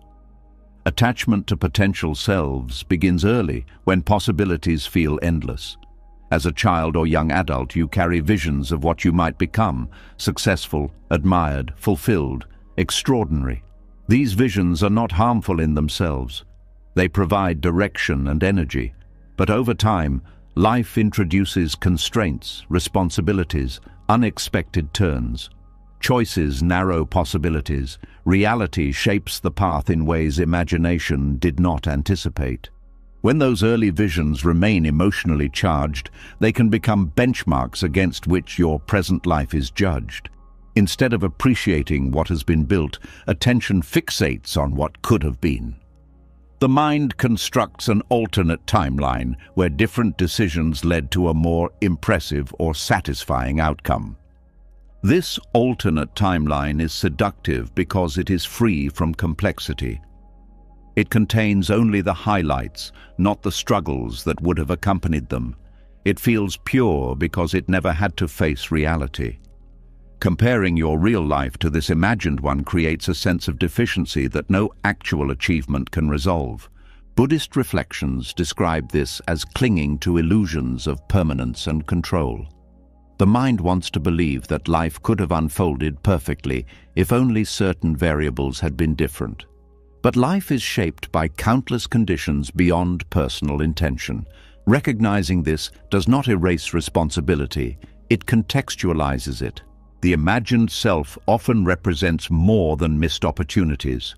It represents unmet emotional needs, the desire to feel valued, understood, secure, significant. Achievements were seen as pathways to these feelings. When the achievements did not occur, the underlying needs remained unsatisfied. This is why attachment to potential selves can feel like grief. It is grief for experiences never lived, recognition never received, possibilities never realized. Unlike other forms of grief, it has no clear rituals for closure because nothing tangible was lost, yet the emotional weight is real. This grief can influence present behavior in subtle ways. You may hesitate to pursue new opportunities because part of you believes it is already too late. You may avoid reflecting on your life because the gap feels painful. You may cling to routines that numb the discomfort instead of confronting it. Perfectionism often grows from this attachment. If the ideal self cannot be reached anymore, the mind may try to preserve the remaining possibilities by avoiding risk. Better to do nothing than to confirm that perfection is unattainable. This avoidance protects the illusion but restricts growth. Another reaction is overcompensation. You may push yourself relentlessly, trying to make up for lost time. This urgency can lead to burnout because it is fueled by regret rather than by genuine inspiration. Even success achieved this way may feel hollow, as if it arrived too late to matter. Attachment to potential selves also distorts memory. The past is edited to emphasize mistakes and overlook resilience. You may forget the challenges you overcame, the relationships you nurtured, the quiet contributions you made. The narrative becomes one of insufficiency rather than complexity. Buddhist teachings encourage seeing life as a process rather than as a linear progression toward an ideal. When you view your path as unfolding conditions rather than as deviations from a perfect plan, compassion replaces self-judgment. You recognize that every choice was made with the awareness and resources available at the time. This perspective allows you to reinterpret the past not as failure, but as experience. Lessons learned through hardship may become sources of wisdom. Detours may have led to connections or insights that would not have been possible otherwise. Another step toward freedom is acknowledging that the imagined self was never fully defined. It was a projection shaped by limited understanding of what life would demand. Holding yourself accountable to a vision formed under different circumstances is inherently unfair. You also begin to see that identity is not fixed by past decisions. The capacity for change persists as long as awareness is present. While certain opportunities may no longer exist, new ones can emerge that align with your current reality rather than with outdated expectations. Acceptance does not mean resignation. It means releasing the belief that worth depends on becoming someone else. From acceptance, action can arise without the burden of self-rejection. Presence becomes the ground for renewal. Instead of asking who you should have been, you ask who you are now and what matters from this point forward. This question is quieter but more actionable. Creativity can flourish in this space. Without the pressure to match an ideal, you explore possibilities that feel authentic rather than impressive. You may discover interests that were previously dismissed because they did not fit the original narrative. Relationships also deepen when you stop performing for an imagined standard. You allow yourself to be seen as you are, with imperfections and uncertainties. This vulnerability invites genuine connection instead of admiration based on image. There is also relief in recognizing that everyone carries unrealized potential. The difference is not in whether possibilities were lost, but in how they are integrated into the story of one's life. Some people carry them as burdens, others carry them as reminders of human complexity. Compassion for yourself naturally extends to others. You see that behind many confident appearances are similar doubts and regrets.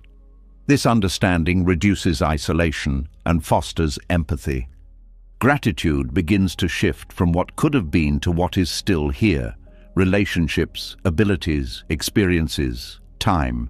Even limitations can become sources of appreciation when they are seen as conditions that shaped resilience. Spiritual traditions often emphasize the present moment as the only place transformation can occur. Attachment to potential selves anchors attention in the past or in hypothetical futures, preventing engagement with the only moment that can be influenced. When attention returns to the present, energy becomes available for meaningful action. You may still honor past dreams, but without clinging to them as measures of worth. They become part of your story, not its conclusion. Forgiveness plays a role as well. Forgiving yourself for not knowing what you could not have known, for not acting with wisdom you had not yet gained, for being human in situations that demanded more than anyone could give. Forgiveness releases the emotional grip of regret. You may also recognize that the person you are now carries qualities the imagined self did not anticipate: patience, humility, depth, understanding. These qualities often arise from experiences that once felt like setbacks. Over time, the imagined self loses its authority. It becomes one possibility among many, rather than the standard by which all others are judged. The present self gains legitimacy, not because it matches an ideal, but because it exists. This shift allows life to feel open again. Instead of mourning what did not happen, you engage with what is still unfolding. Curiosity replaces nostalgia. Hope becomes grounded rather than speculative. You begin to see that fulfillment does not require becoming extraordinary in a conventional sense. It can emerge from authenticity, contribution, and connection, qualities accessible regardless of past decisions. And as attachment to potential selves softens, another pattern reveals itself.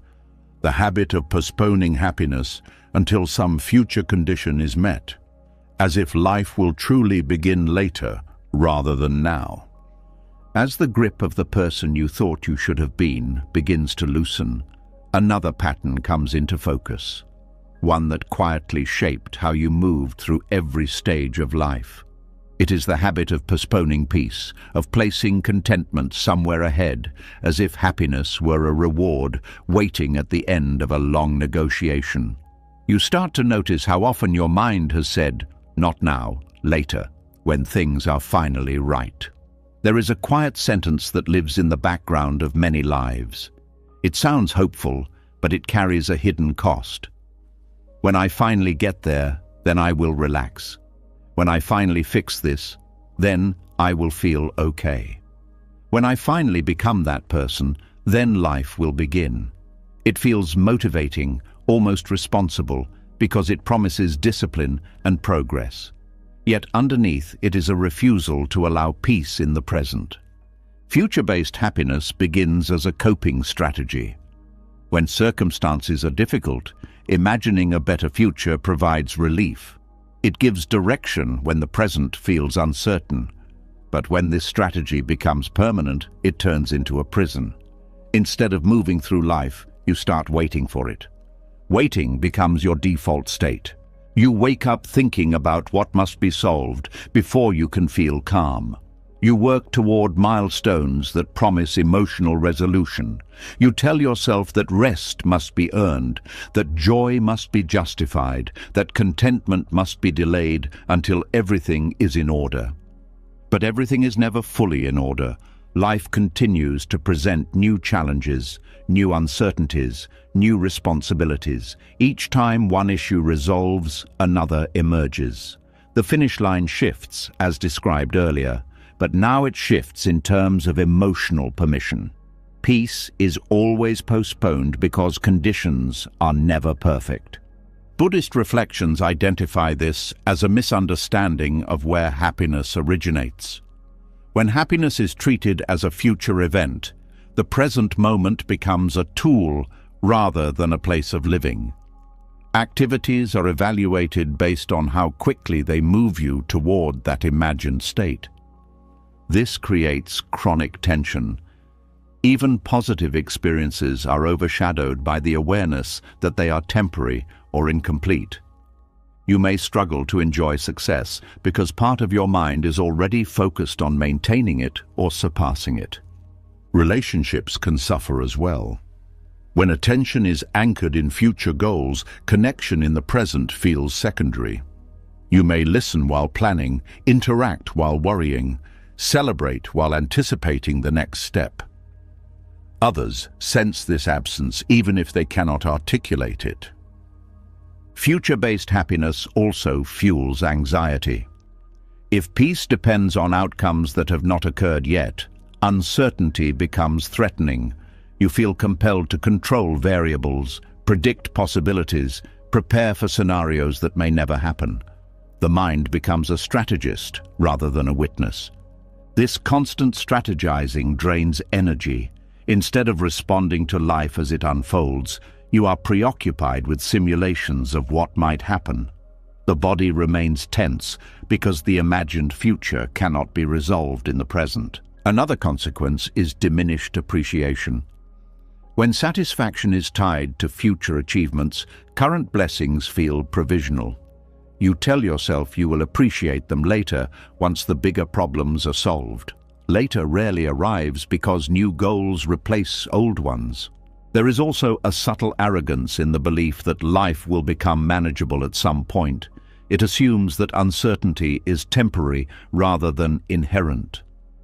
When uncertainty persists, frustration grows because reality does not match expectation.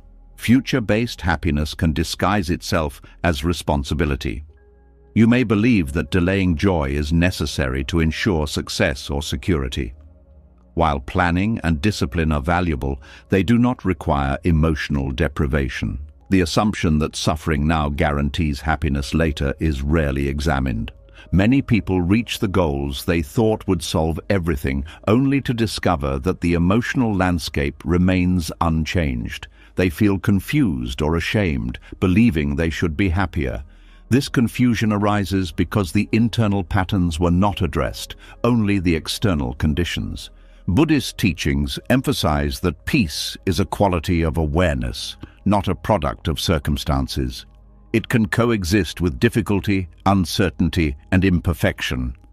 When this is understood, the need to wait dissolves. You begin to notice small openings for contentment that were previously ignored. A quiet morning, a shared laugh, a moment of stillness. These experiences do not require completion of any checklist. They exist independently of achievement. Allowing yourself to feel them can feel strange at first, almost irresponsible. The mind may protest, insisting that there is work to do, problems to solve, goals to reach. But gradually, you realize that peace does not interfere with action. It enhances clarity and resilience. Acting from calm produces different results than acting from tension. Decisions become more thoughtful, communication more patient, creativity more accessible. The energy once consumed by worry becomes available for engagement. Future-based happiness often erodes physical well-being. Chronic stress affects sleep, digestion, immunity. The body lives in a state of preparation rather than restoration. When peace is postponed indefinitely, recovery never fully occurs. Reclaiming present peace involves retraining attention. Instead of constantly scanning ahead, you practice returning to what is happening now. This does not eliminate planning, but it prevents planning from dominating consciousness. Mindfulness practices serve this purpose by anchoring awareness in sensory experience: breathing, movement, sound, touch. These anchors remind the mind that life is not only thoughts about the future. Another step is redefining success. Instead of measuring it solely by external milestones, you include qualities such as presence, kindness, balance, and integrity. These qualities are accessible in every moment, not just after achievements. Gratitude becomes a powerful counterbalance. By acknowledging what is already sufficient, you weaken the belief that fulfillment requires additional conditions. Gratitude shifts focus from absence to presence. Letting go of the fantasy of "when I finally" does not mean abandoning goals. It means refusing to postpone life until they are achieved. You pursue them while allowing yourself to experience peace along the way. This approach transforms the journey. Progress becomes meaningful because it is not driven by desperation. Setbacks become tolerable because they do not threaten your emotional foundation. You also become more adaptable. When unexpected changes occur, you adjust without feeling that your entire future collapsed. Stability comes from awareness rather than from fixed plans. Relationships deepen when you are not mentally elsewhere. People feel seen and valued because your attention is not divided. Shared experiences become richer because they are not overshadowed by anticipation. There is a humility in accepting that life may never align perfectly with your expectations. This humility reduces conflict with reality. Instead of resisting what is, you work with it. As present peace stabilizes, you discover that happiness is not a peak to reach, but a capacity to cultivate. It grows from engagement with life as it unfolds, not from waiting for ideal conditions. You begin to trust that meaningful moments do not need to be earned. They are available whenever awareness is open. This trust reduces the urgency to control outcomes. The fantasy of when I finally loses its power because you no longer believe that fulfillment is stored in the future. The future becomes a continuation of the present rather than an escape from it. This shift also reveals how much time was spent in anticipation instead of participation. You may feel a mix of regret and relief. Regret for moments missed, relief that it is not too late to live differently. Forgiveness becomes important here as well. Forgiving yourself for believing the promises of future-based happiness, for postponing joy in the name of responsibility, for not knowing another way. With forgiveness, the past stops interfering with the present. You can engage with life without carrying the burden of how it should have been. Peace becomes less fragile because it is not dependent on circumstances aligning.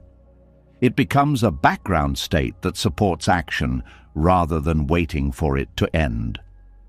And as this understanding deepens, another insight emerges. Many of the things pursued as solutions to inner discomfort were actually substitutes, distractions meant to avoid facing pain directly. The next layer of reflection reveals how achievement, pleasure, and possession can become emotional shields rather than sources of genuine fulfillment. As the illusion of future-based happiness begins to dissolve, a more uncomfortable truth starts to surface.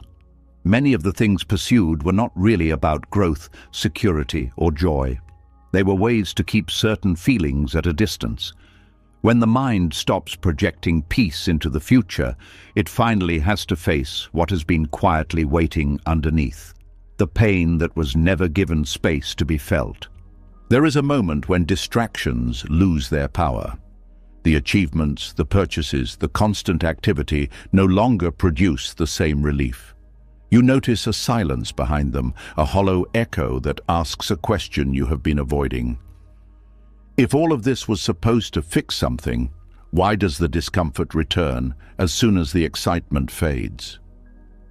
Emotional substitutes are strategies the mind develops to avoid direct contact with pain.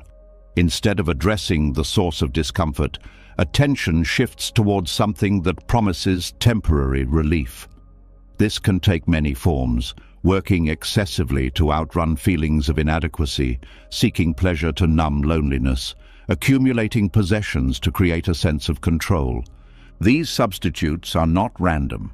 They are chosen because they provide immediate feedback. Achievement brings praise, pleasure brings sensation, possessions bring visible proof of progress. Each creates a momentary shift in mood that feels like progress even when nothing fundamental has changed. Buddhist reflections describe this as mistaking stimulation for healing. Relief is confused with resolution. The nervous system calms temporarily, but the underlying tension remains intact. When the substitute fades, the original discomfort reappears, often stronger because it was postponed. Achievement is one of the most socially rewarded substitutes. Productivity is praised, ambition is admired, success is celebrated. Because of this, it can be difficult to recognize when striving is driven by avoidance rather than by genuine purpose. You may tell yourself that you are building a better life while quietly using busyness to avoid being alone with your thoughts. The problem is not achievement itself, but the belief that it will erase inner conflict. When accomplishments become emotional anesthesia, they lose their ability to satisfy. Each new goal must be larger than the last to produce the same distraction, creating a cycle of escalation. Pleasure operates in a similar way, but with different tools. Food, entertainment, substances, sensory indulgence, all can provide quick relief from discomfort. The brain associates these experiences with safety because they interrupt distress signals. Over time, reliance on pleasure to regulate emotion can dull sensitivity to ordinary joys. Possessions add another layer. Owning things can create a sense of stability and identity. Objects become symbols of worth, protection against uncertainty, reminders that you are progressing. Yet objects cannot address emotional wounds. They can only decorate the space around them. Emotional substitutes also shape identity. You may start defining yourself by what you do, what you consume, what you own. This identity feels solid because it is visible, measurable, recognized by others. But it requires constant maintenance. Without new achievements or acquisitions, the sense of self feels threatened. This dependency creates anxiety. You fear losing momentum because stillness would expose what has been avoided. Rest becomes uncomfortable because it removes the distractions that kept pain out of awareness. Relationships can become entangled in this dynamic as well. You may seek validation from others to compensate for self-doubt, or use social interaction to escape solitude. When connections are based on emotional substitution rather than on authenticity, they feel fragile. Buddhist teachings encourage turning toward pain rather than away from it. This does not mean dwelling on suffering, but acknowledging its presence without immediately trying to eliminate it. Pain often carries information about unmet needs, unresolved experiences, or internal conflicts. When you allow yourself to feel discomfort without replacing it with distraction, something unexpected happens. The intensity often decreases on its own. Emotions move through the body when they are not resisted. Avoidance prolongs them, attention transforms them. Learning to sit with discomfort requires patience because the mind is accustomed to immediate relief. You may feel exposed, uncertain, vulnerable. Yet this vulnerability is the doorway to genuine healing. It allows insight to emerge instead of suppression. Awareness also reveals that many substitutes were attempts to secure love, safety, or belonging. Achievements sought approval. Pleasures sought comfort. Possessions sought protection. Recognizing these underlying needs helps you address them directly rather than indirectly. Self-compassion becomes essential here. Instead of judging yourself for coping imperfectly, you acknowledge that these strategies were attempts to survive emotionally. Compassion reduces shame, which often fuels further avoidance. As substitutes lose their dominance, space opens for healthier forms of regulation. Practices such as meditation, reflection, physical movement, creative expression, and honest conversation provide ways to process emotion rather than suppress it. Meditation trains the mind to observe sensations without reacting immediately. You learn that thoughts and feelings arise and pass without requiring action. This reduces the urgency to escape them. Physical movement releases tension stored in the body. Emotional pain is not only psychological, it has physiological components. Movement allows energy to circulate instead of stagnating. Creative expression gives form to experiences that may be difficult to articulate directly. Writing, art, music, or other forms of creation transform emotion into communication. This externalization can be deeply relieving. Honest conversation breaks isolation. Sharing vulnerabilities with trusted individuals reduces the burden of carrying them alone. It also reveals that others face similar struggles, counteracting the belief that something is uniquely wrong with you. Another important shift is redefining pleasure. Instead of using pleasure to escape, you learn to experience it as enrichment. Enjoyment becomes a complement to life rather than a substitute for unresolved feelings. Simplicity often becomes appealing. Activities that do not overstimulate, walking, listening, observing nature, engaging in mindful tasks, provide gentle nourishment without masking emotion. These experiences reconnect you with a quieter form of satisfaction. Possessions also take on new meaning. Instead of symbols of identity, they become tools for living. You choose them based on usefulness and appreciation rather than on emotional need. This reduces attachment and clutter, both physical and psychological. Achievement becomes aligned with values rather than with avoidance. You pursue goals because they matter, not because they distract. Success feels different when it is not burdened with the expectation of fixing everything. Gradually, inner pain transforms from an enemy into a teacher. It points toward areas that require attention and care. By listening to it, you develop resilience and understanding that cannot be gained through avoidance. This transformation does not eliminate difficulty. Life continues to present challenges, but your relationship with discomfort changes. Instead of panicking or numbing, you respond with curiosity and patience. Peace becomes more stable because it is not dependent on constant stimulation. It arises from acceptance of the full range of human experience: joy and sorrow, ease and struggle, certainty and doubt. You also become more present for others. When you are not preoccupied with managing your own discomfort, you can offer genuine empathy. Your presence becomes comforting because it is grounded rather than distracted. Freedom from emotional substitutes does not mean rejecting achievement, pleasure, or possessions. It means no longer expecting them to solve problems they were never designed to solve. They return to their proper roles as aspects of life, not as foundations of identity. As this clarity deepens, you notice another resistance emerging, a fear of quiet moments, as if silence itself might expose something unbearable. The absence of distraction can feel unsettling when the mind has been conditioned to constant movement. And this reveals the next layer of desire, not for things or achievements, but for noise, stimulation, and activity. Anything that prevents stillness from revealing what lies beneath. As the need for distractions and emotional substitutes begins to fade, something unexpected can surface. A quiet discomfort that appears when nothing is demanding your attention. The noise is gone, the urgency is gone, yet peace does not arrive immediately. Instead, there is a strange tension, as if the mind does not trust the silence. What was once desired now feels unfamiliar, even unsettling. There is a reason stillness can feel threatening. A mind that has spent years chasing stimulation becomes conditioned to movement. It expects constant input, constant activity, constant proof that something is happening. When those signals disappear, it interprets the absence as danger rather than as relief. Silence removes the usual escape routes.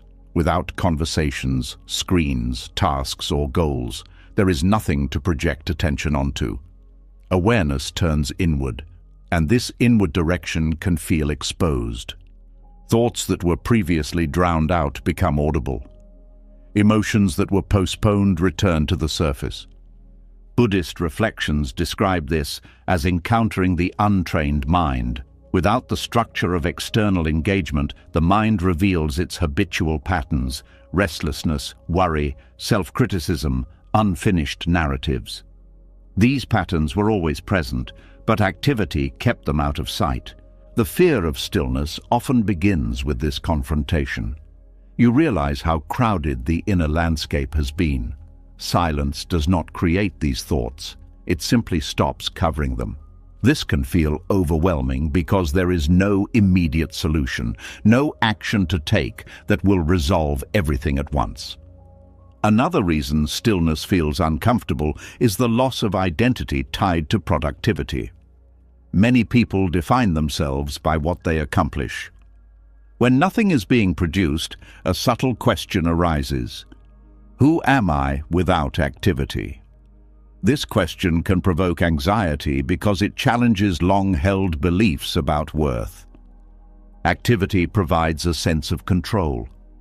Even if the tasks are minor, they create the impression of moving forward. Stillness, on the other hand, exposes uncertainty. Without motion, you cannot reassure yourself that you are improving, progressing, or securing the future. You are simply present without guarantees. The nervous system also plays a role. Constant stimulation keeps it in a state of alertness. When stimulation stops, the system does not immediately relax. It may remain tense, scanning for threats, searching for something to focus on. This physiological response reinforces the perception that silence is unsafe. Over time, avoidance of stillness becomes habitual. You fill gaps with noise, multitasking, background entertainment, unnecessary conversations. Even brief pauses are eliminated because they feel uncomfortable. The day becomes a continuous stream of input designed to prevent awareness from settling. This avoidance has consequences. Without stillness, there is no opportunity for integration. Experiences accumulate without being processed. Emotions remain unresolved. The mind becomes cluttered because it never has time to sort what it has absorbed. Stillness is where understanding deepens. It allows insights to surface that cannot emerge during distraction. It provides space for reflection, for recognizing patterns, for making sense of experiences. Without it, learning remains superficial. The fear of stillness is also tied to the fear of impermanence. Silence highlights the passage of time. When you stop filling every moment, you become aware of how quickly moments pass. This awareness can evoke existential anxiety, a reminder that life is finite and uncontrollable. Distraction functions as a buffer against this realization. By staying busy, you can avoid confronting the fragility of existence. Stillness removes that buffer, inviting contemplation of questions that have no simple answers. Buddhist teachings encourage embracing stillness not as an absence, but as a presence. Silence is not emptiness. It is a field in which experience becomes clearer. When you remain with it long enough, the initial discomfort often transforms into calm. The transition requires patience because the mind resists unfamiliar states. At first, stillness may intensify restlessness. Thoughts may accelerate as if trying to re-establish movement. The impulse to escape can feel urgent. Observing this impulse without acting on it is the beginning of freedom. Breathing becomes an anchor during this process. Focusing on the rhythm of breath provides a stable point amid mental turbulence. It reminds the body that safety is not dependent on activity. Gradually, tension begins to release. As stillness deepens, you may notice subtle sensations previously overshadowed: the feeling of air on skin, the sound of distant movement, the weight of the body supported by the ground. These details reconnect you with the present moment in a direct way. Emotions may also surface with greater clarity. Without distraction, you can feel sadness, joy, fatigue, relief more distinctly. This clarity can be uncomfortable, but it allows for authentic processing rather than suppression. Another discovery is that thoughts are not continuous when not fueled by stimulation. They arise, linger, and dissolve. The belief that you must engage with every thought weakens. You realize that awareness can exist without constant narration. This realization shifts your relationship with the mind. Instead of being carried by every impulse, you become a witness. Witnessing creates space between experience and reaction. In that space, freedom appears. Stillness also reveals how much energy was spent maintaining distraction. When that energy is released, you may feel both lighter and disoriented. Without familiar habits to fill time, you face the question of how to live intentionally rather than automatically.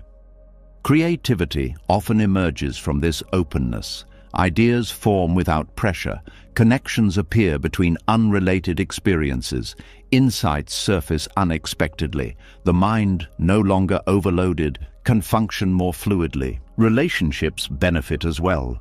When you are comfortable with stillness, you listen more deeply because you are not impatient to fill silence.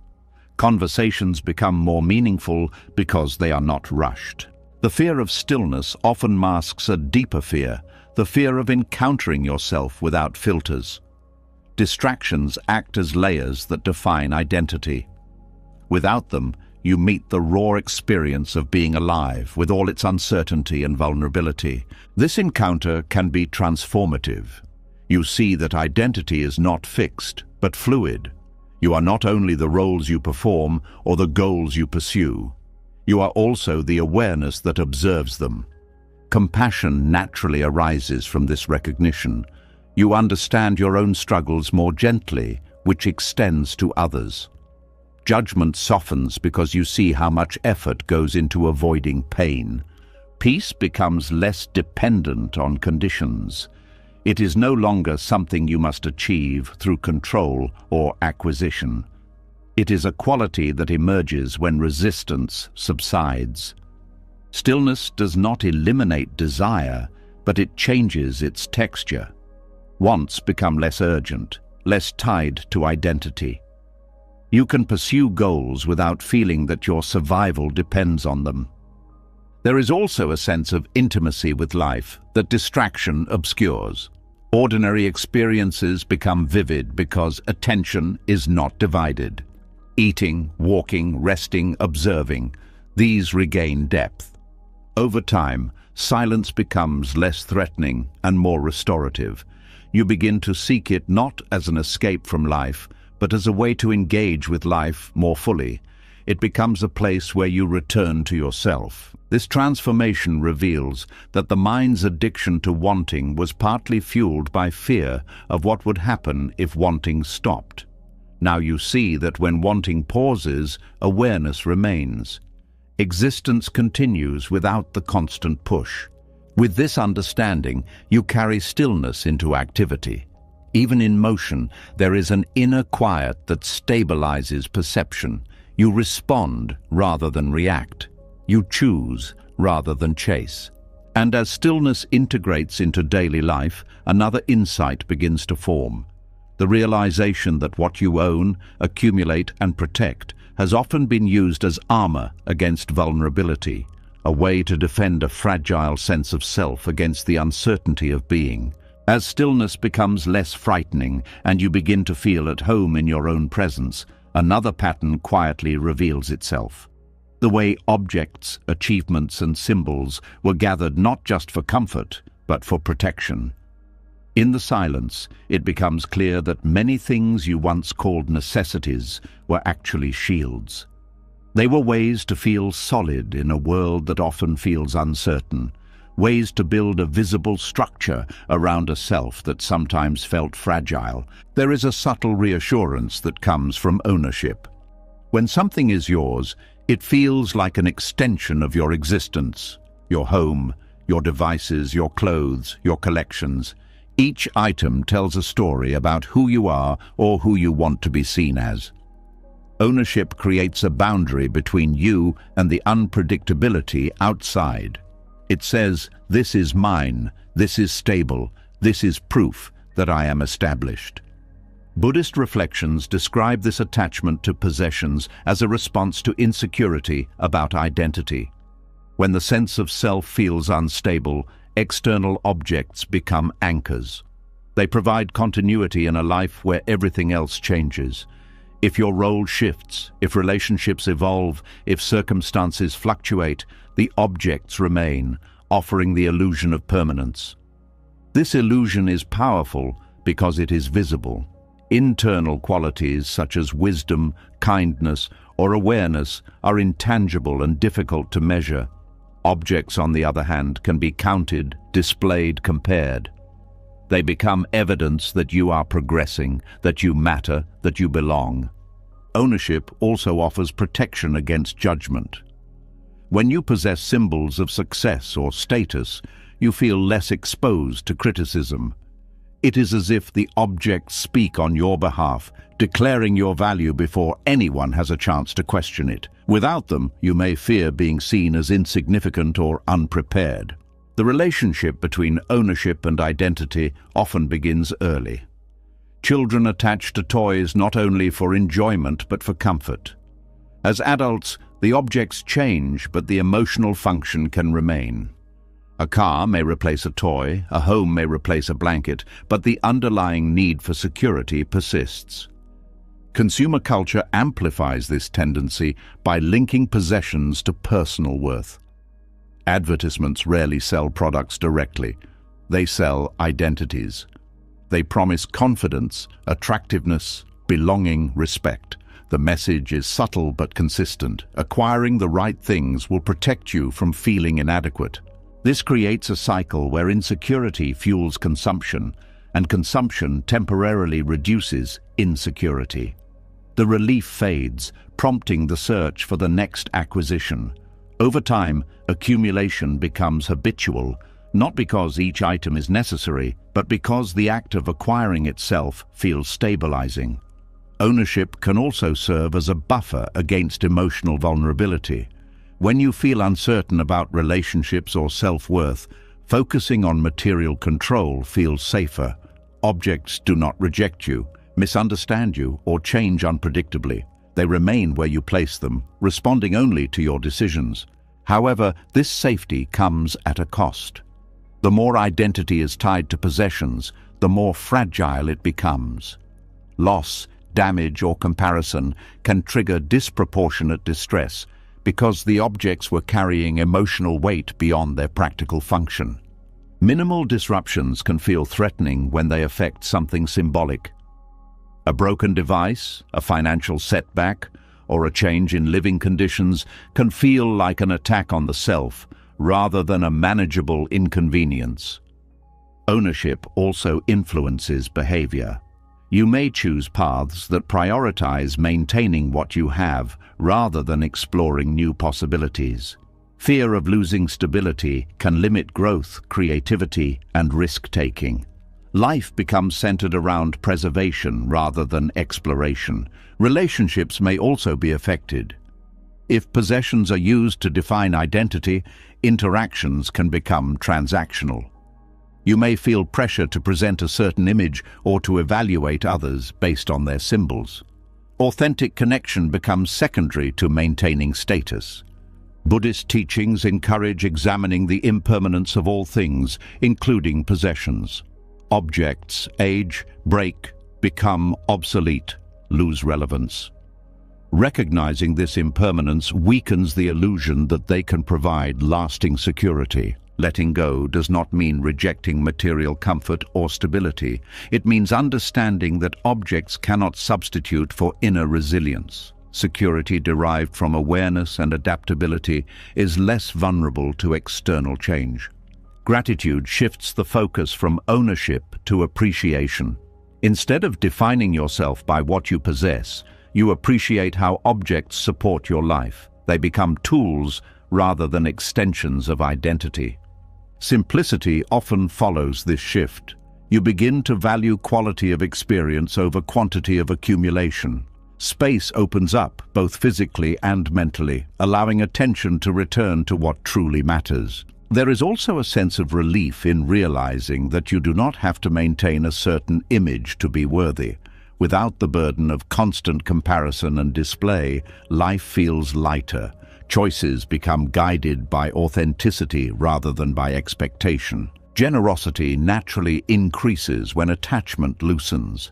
Sharing resources becomes easier because they are no longer tied to self-worth.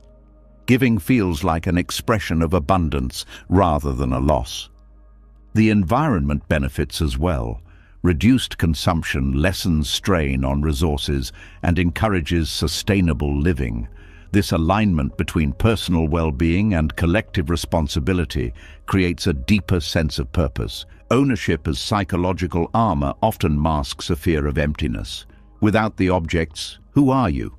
Facing this question can feel unsettling, but it also opens the door to discovering identity beyond external markers. Identity grounded in awareness is flexible. It adapts to change without losing coherence. You are no longer defined by what you have, but by how you relate to experience. This shift also enhances resilience. When circumstances change, you adjust without feeling that your foundation collapsed.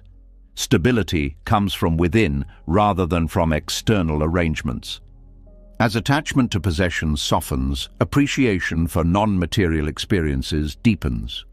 Time, attention, relationships, creativity, learning, these become primary sources of meaning. They cannot be owned, only lived. Stillness becomes richer because it is not filled with the urge to acquire or protect. Presence becomes enough.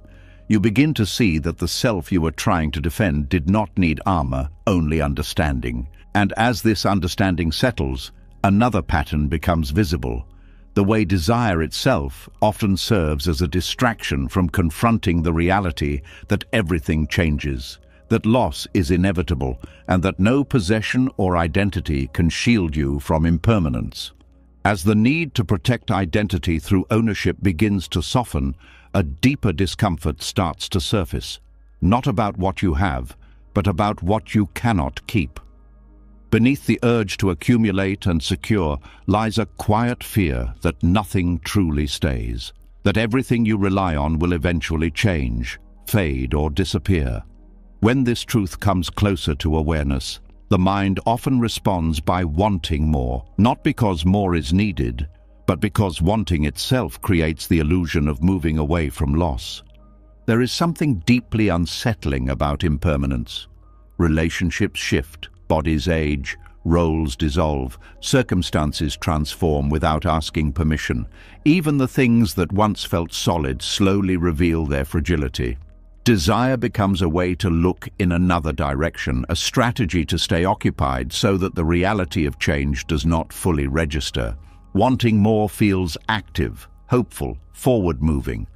Facing impermanence feels still, uncertain, exposed. The mind naturally gravitates toward activity because it feels safer than surrender. If you are pursuing something, you are not dwelling on what might be slipping away.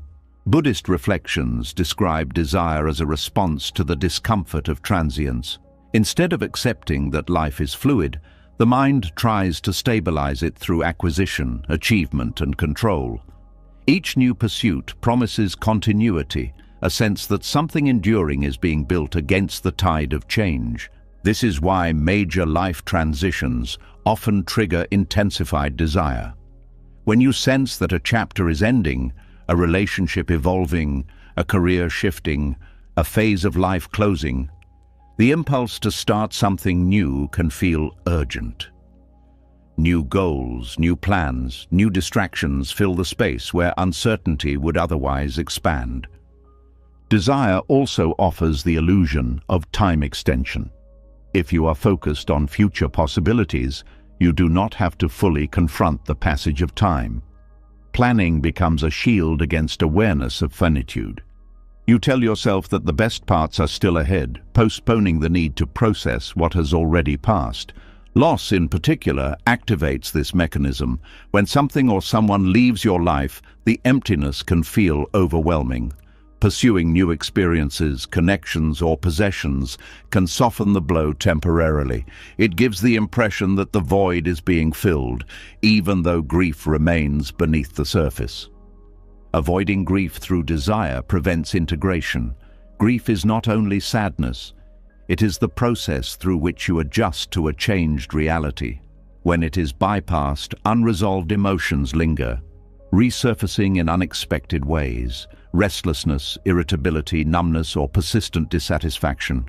Impermanence also challenges identity.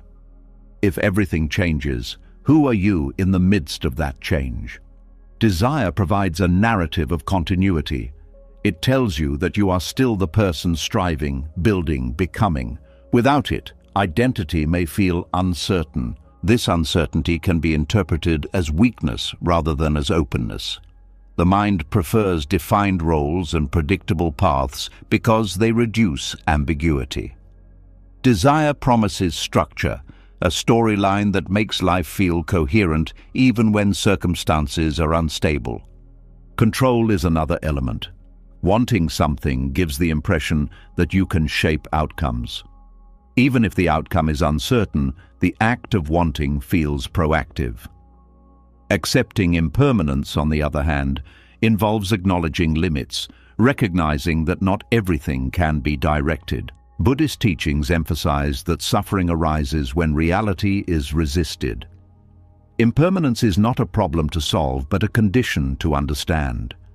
When you align with it rather than fight it, desire loses its compulsive edge. It becomes preference rather than necessity. Understanding impermanence also reveals the preciousness of experience. When you know that moments will not repeat exactly, attention sharpens. Ordinary interactions gain depth because they are recognized as fleeting. Gratitude arises not from possession, but from participation. Relationships transform under this awareness. Instead of clinging to people as if they could remain unchanged, you appreciate them as evolving beings. This reduces pressure and allows connection to breathe. Love becomes less about ownership and more about presence. Fear often diminishes as well. Much anxiety comes from trying to prevent inevitable change. When you accept that change is unavoidable, energy shifts from resistance to adaptation. You focus on how to respond rather than on how to stop the process. Desire then becomes more conscious. You may still pursue goals, but not as a way to escape reality. You pursue them because they align with values or curiosity, not because they promise permanent security. Letting go of the need for permanence also softens attachment to outcomes. Effort becomes meaningful regardless of results because the process itself is valued. This reduces the pressure to succeed as a means of proving stability. Mindfulness practices cultivate this perspective by anchoring awareness in the present moment. Each breath, each sensation, each thought is observed as it arises and fades.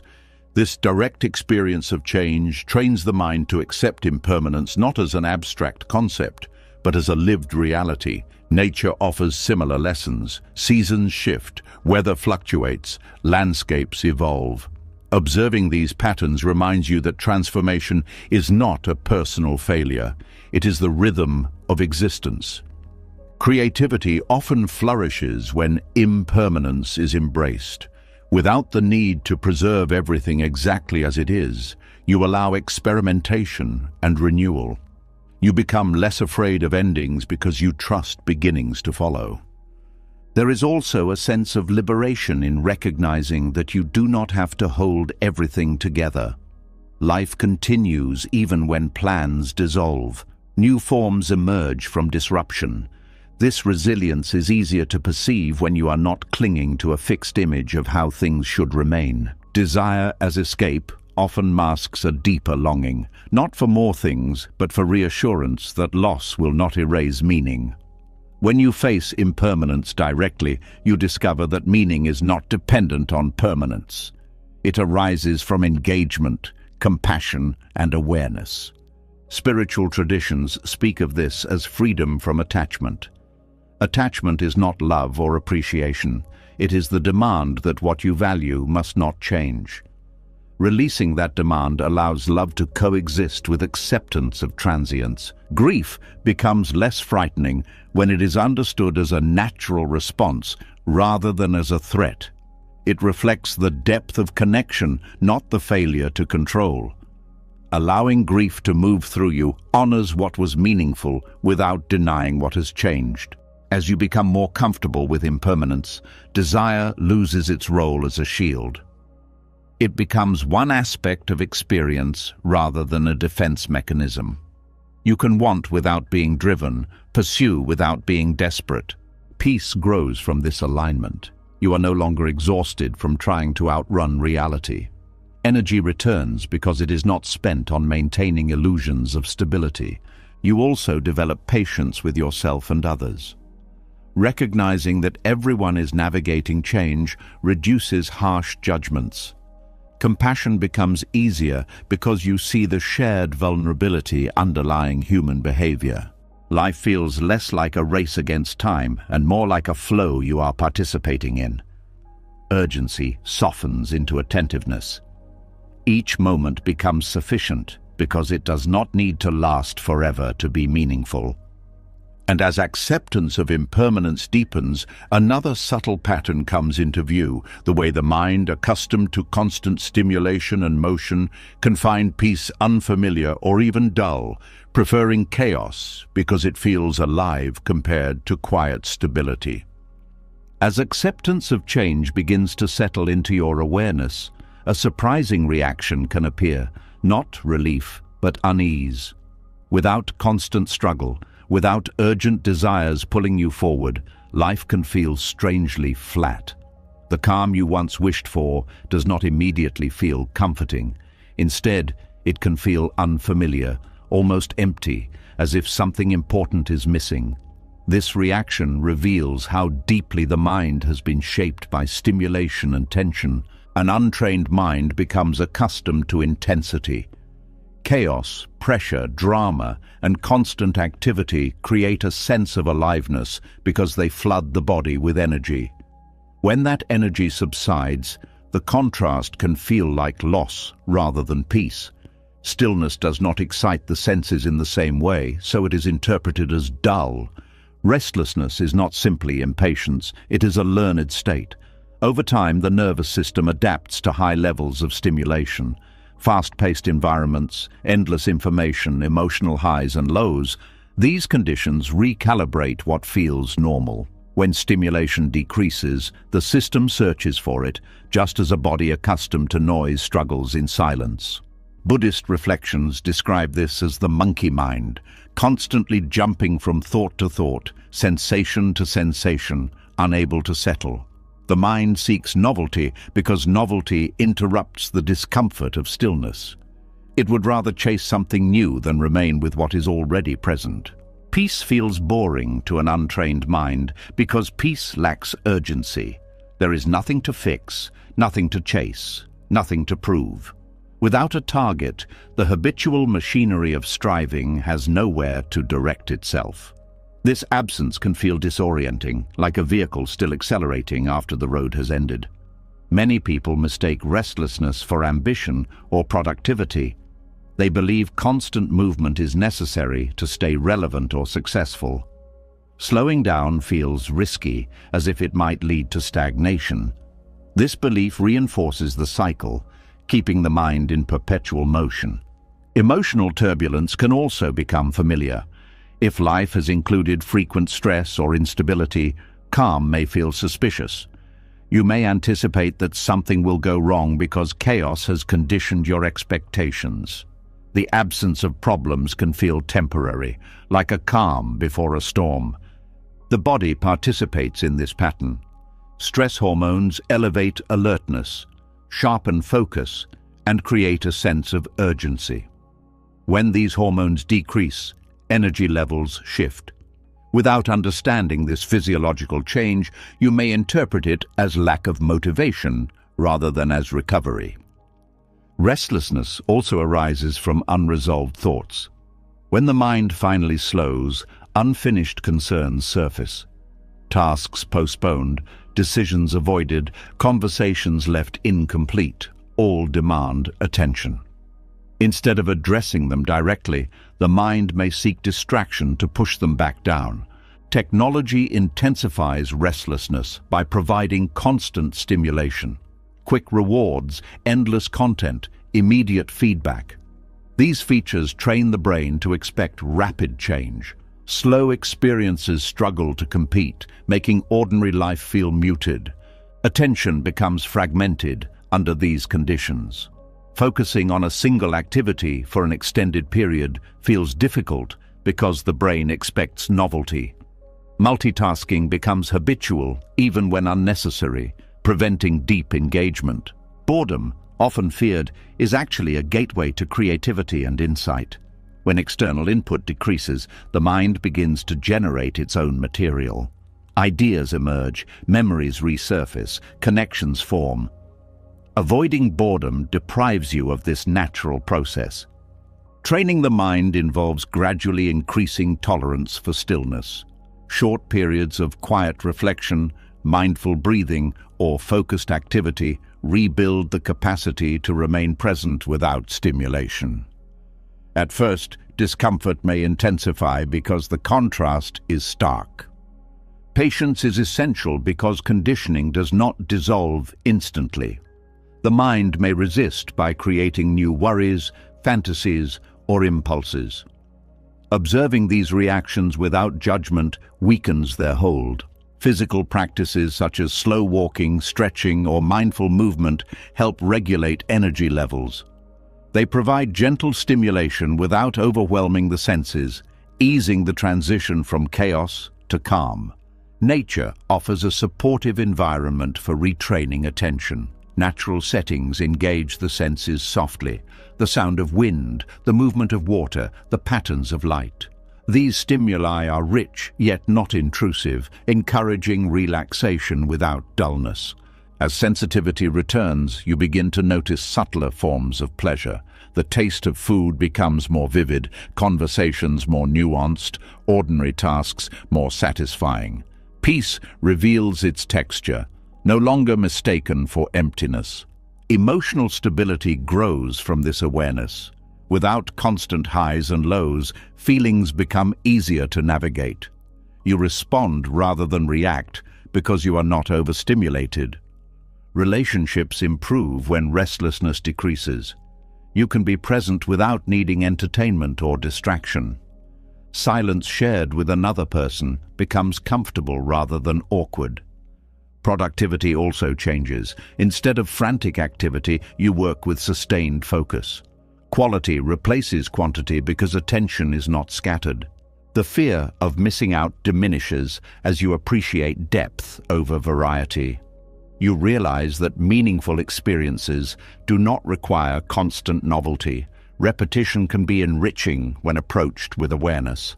Restlessness often masks fear of confronting deeper questions: purpose, mortality, meaning. When activity slows, these questions surface. Facing them can lead to clarity, but avoidance keeps the mind circling the surface. Buddhist teachings encourage seeing restlessness as a signal rather than as an enemy. It indicates areas where attention is fragmented or where unresolved issues persist. Listening to it reveals what requires care. Compassion toward yourself is crucial. Judging restlessness as failure only adds tension. Recognizing it as a conditioned response allows gentleness and curiosity. Over time, calm becomes familiar. The body learns that safety does not require constant alertness. The mind discovers that peace contains richness not immediately obvious. Joy emerges in quieter forms: contentment, appreciation, connection. These forms are less dramatic but more sustainable. They do not depend on external conditions. You also develop resilience to stress. Because calm is accessible, disturbances do not destabilize you as easily. You recover more quickly because your baseline is stable. The perception of time shifts as well. Without constant urgency, moments feel fuller. You are not rushing through life to reach the next milestone. You are inhabiting it. Training the mind does not eliminate desire or ambition. It aligns them with awareness. You pursue goals without sacrificing peace, because peace is no longer seen as incompatible with action. This transformation reveals that chaos was never necessary to feel alive. Aliveness comes from presence, not from intensity. The mind learns to rest without losing vitality.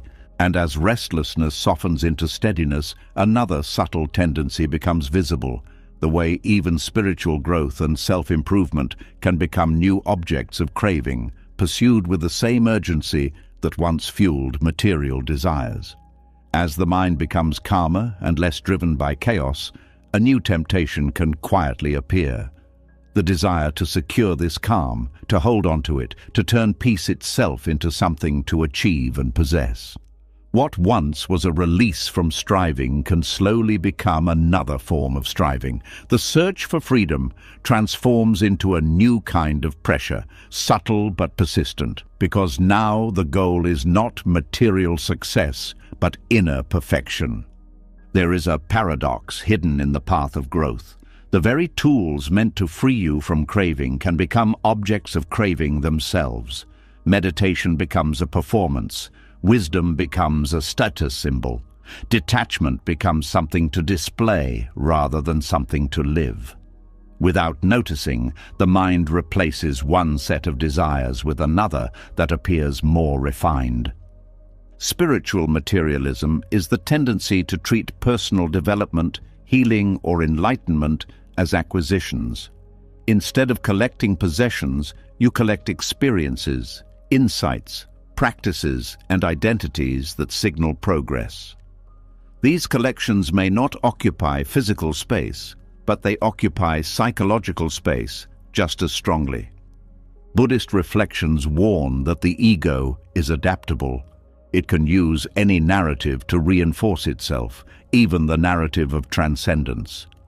You may begin with a sincere wish to understand suffering, but gradually the desire to be seen as wise, calm, or awakened can take over. The identity of the seeker becomes as rigid as the identities you tried to move beyond. This shift often happens subtly. You may start comparing your level of awareness with others, measuring who is more mindful, more disciplined, more detached. The same patterns of comparison that once applied to success or possessions now apply to spirituality. Practices meant to cultivate humility can become sources of pride. You might feel superior for your discipline, your knowledge, your restraint. This pride is difficult to detect because it hides behind virtuous language, yet it creates distance from others and from your own authentic experience. Another form of spiritual materialism is the pursuit of extraordinary states. Moments of deep peace, clarity, or insight can feel transformative, and the mind naturally wants to repeat them. Chasing these states can lead to disappointment because they are not permanent. When they fade, you may feel as though something is wrong, even though fluctuation is natural. This pursuit can also detach you from ordinary life. You may begin to see daily responsibilities as obstacles to growth rather than as part of it. Relationships, work, and mundane tasks can feel less meaningful compared to peak experiences, creating imbalance. Buddhist teachings emphasize integration rather than escape.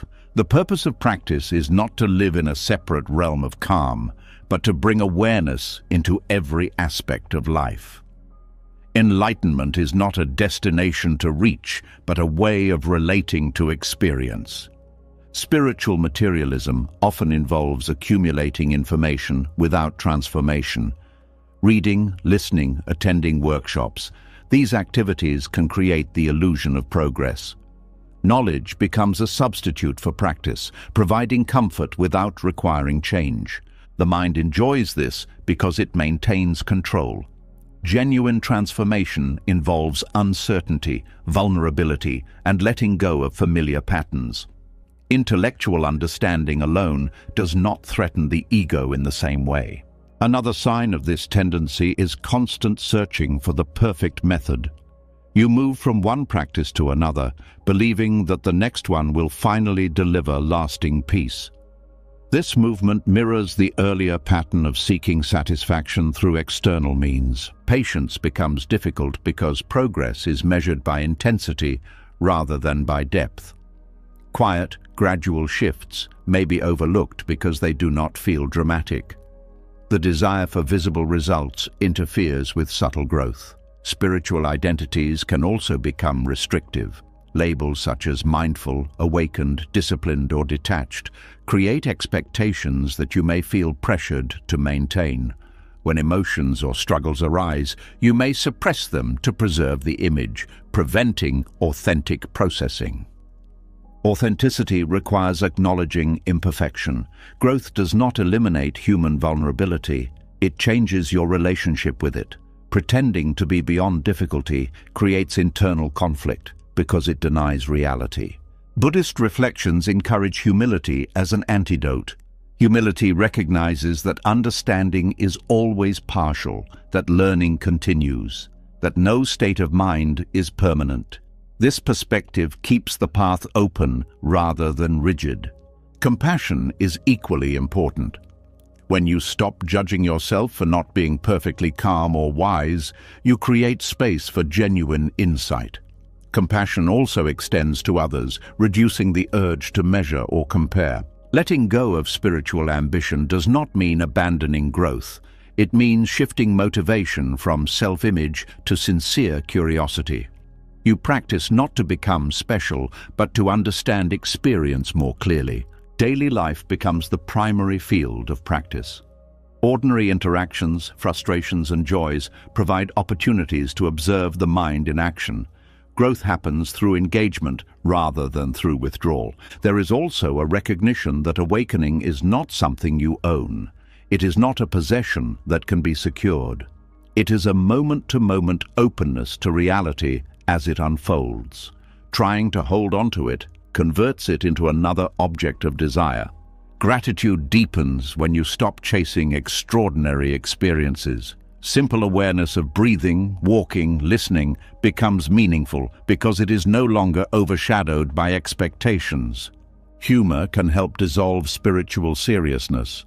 Taking the path too rigidly can create tension. Laughing at your own tendencies brings lightness and perspective, reminding you that growth does not require solemnity. Community plays a role as well. Honest conversations with others on similar paths can expose blind spots and prevent isolation. When experiences are shared openly, the illusion of specialness fades. Service shifts attention outward. Helping others without seeking recognition counters the tendency to turn growth into self-centered pursuit. It grounds insight in compassion. Rest becomes part of the journey. Constant striving, even for noble goals, can lead to exhaustion. Allowing periods of integration prevents burnout and preserves clarity. Awareness of motivation becomes crucial. Before engaging in any practice, you can ask whether the intention is to escape discomfort, to gain approval, or to understand. This question reveals subtle forms of craving. Over time, the distinction between spiritual life and ordinary life dissolves. Washing dishes, answering messages, caring for others. These actions become expressions of mindfulness when performed with attention. The need to appear evolved diminishes. You allow yourself to be human, to experience confusion, joy, frustration, tenderness, without labeling them as progress or regression. Peace becomes quieter and more stable because it is not dependent on maintaining an identity. It flows through experience rather than standing apart from it. You also become more tolerant of uncertainty. Instead of seeking definitive answers, you remain open to unfolding understanding. This openness reduces anxiety about whether you are doing things correctly. The path transforms from a ladder to climb into a landscape to explore. There is no final point to secure, only continuous discovery. Each moment offers a chance to see more clearly.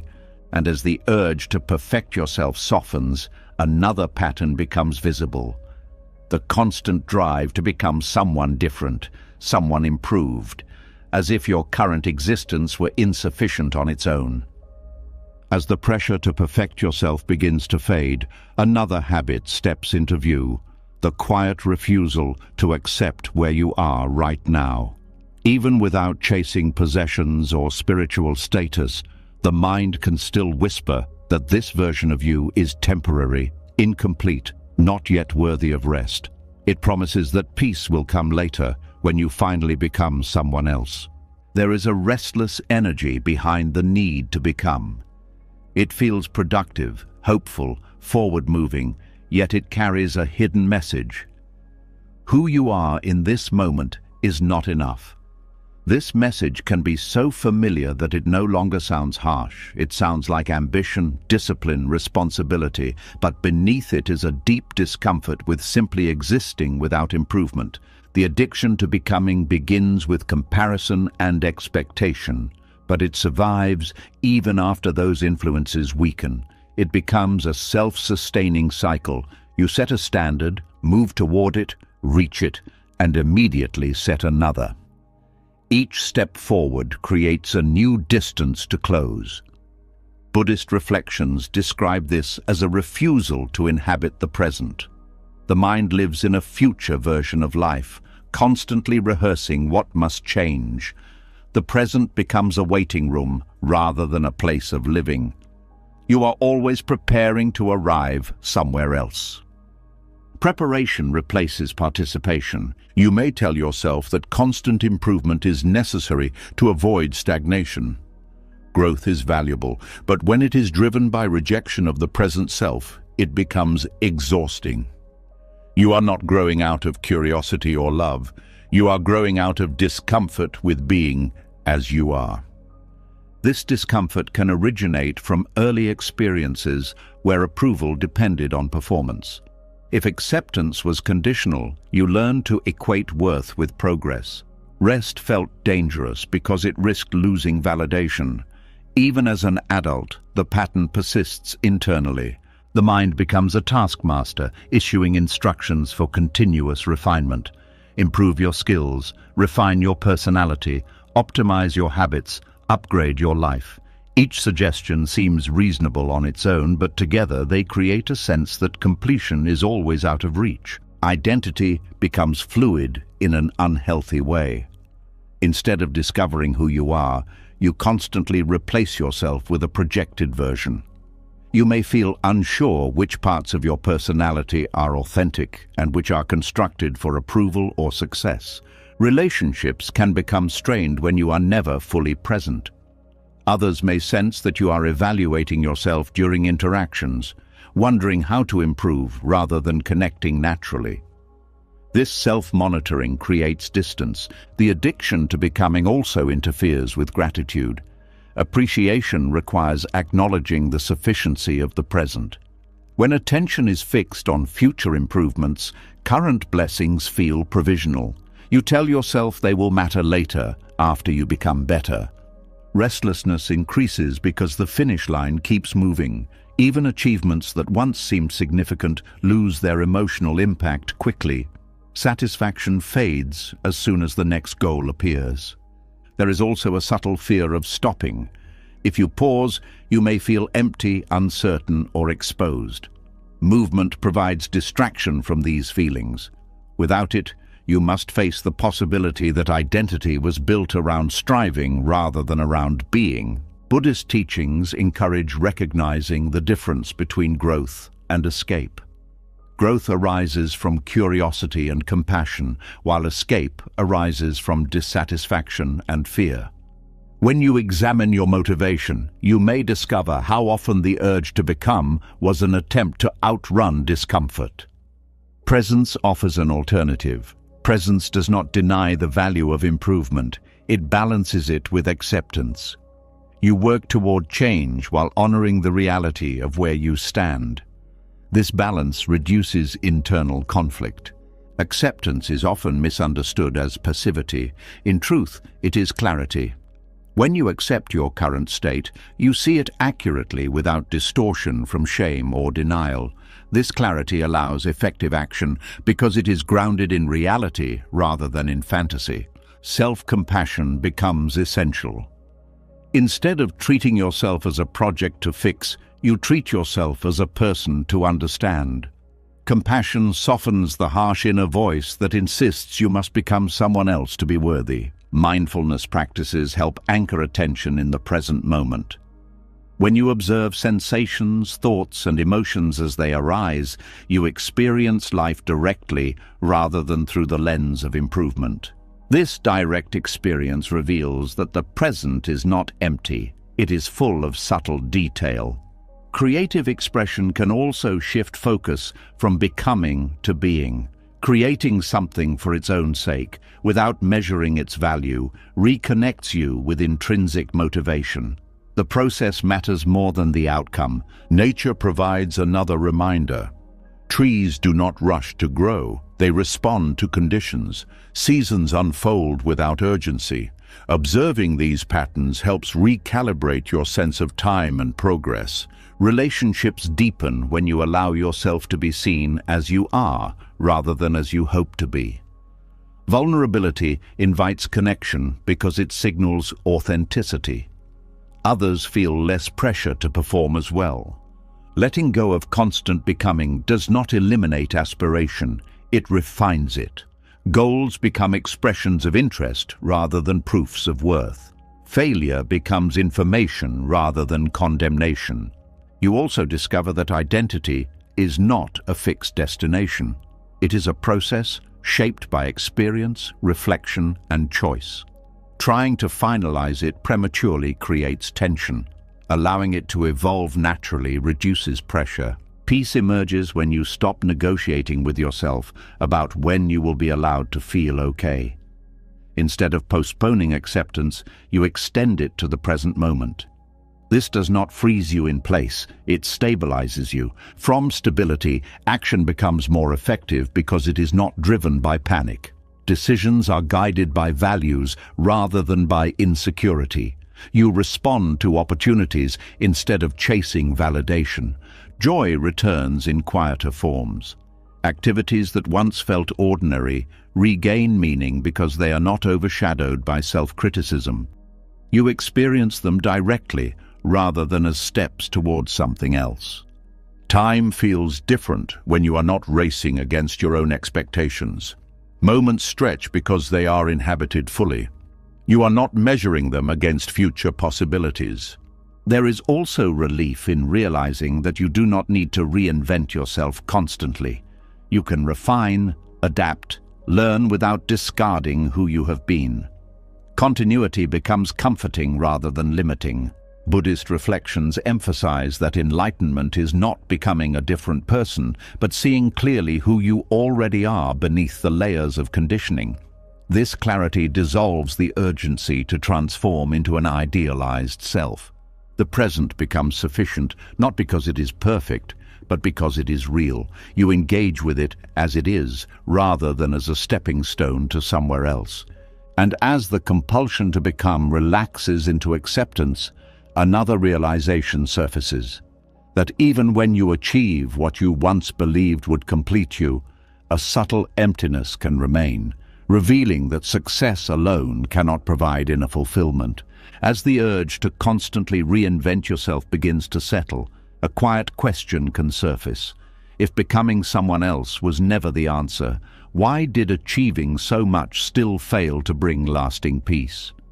There is a moment when the noise of striving fades and you are left alone with what you worked so hard to obtain, only to discover that the feeling you expected is not there.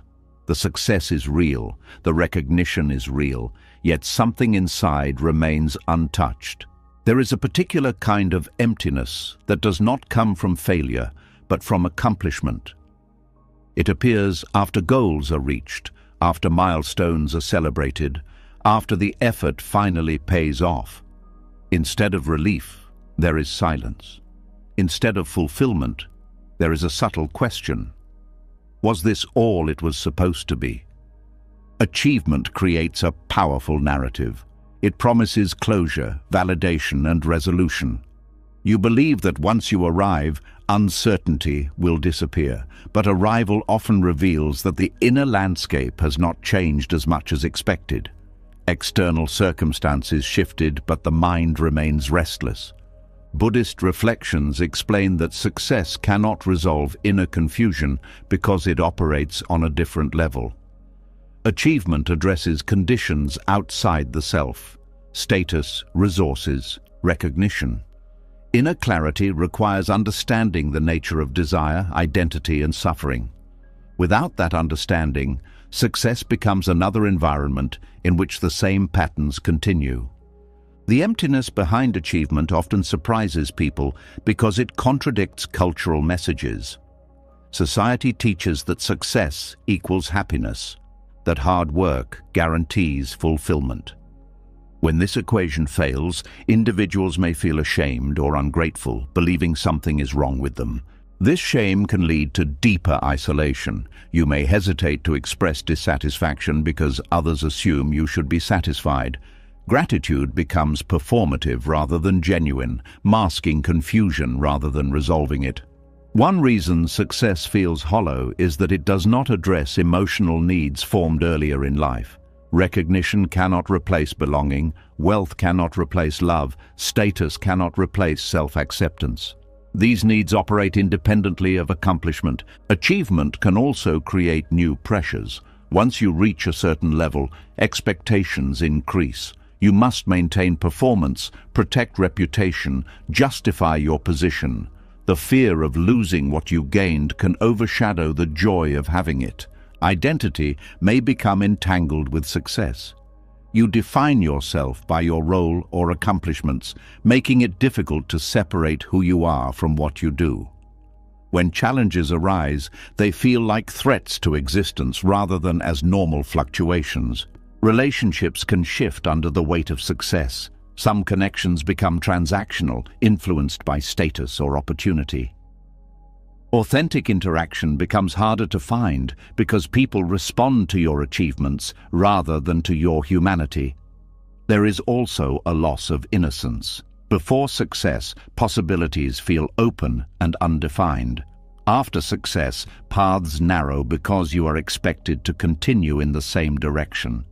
Freedom decreases as responsibility increases. Buddhist teachings emphasize that fulfillment comes from clarity about the nature of experience, not from manipulating external conditions.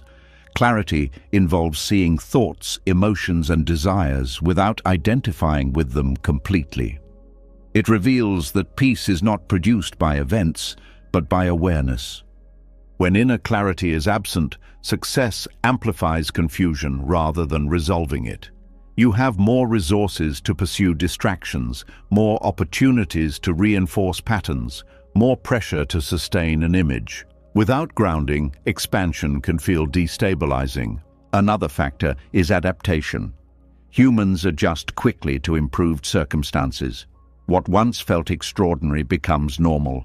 This adaptation protects against complacency, but also reduces the emotional impact of achievement.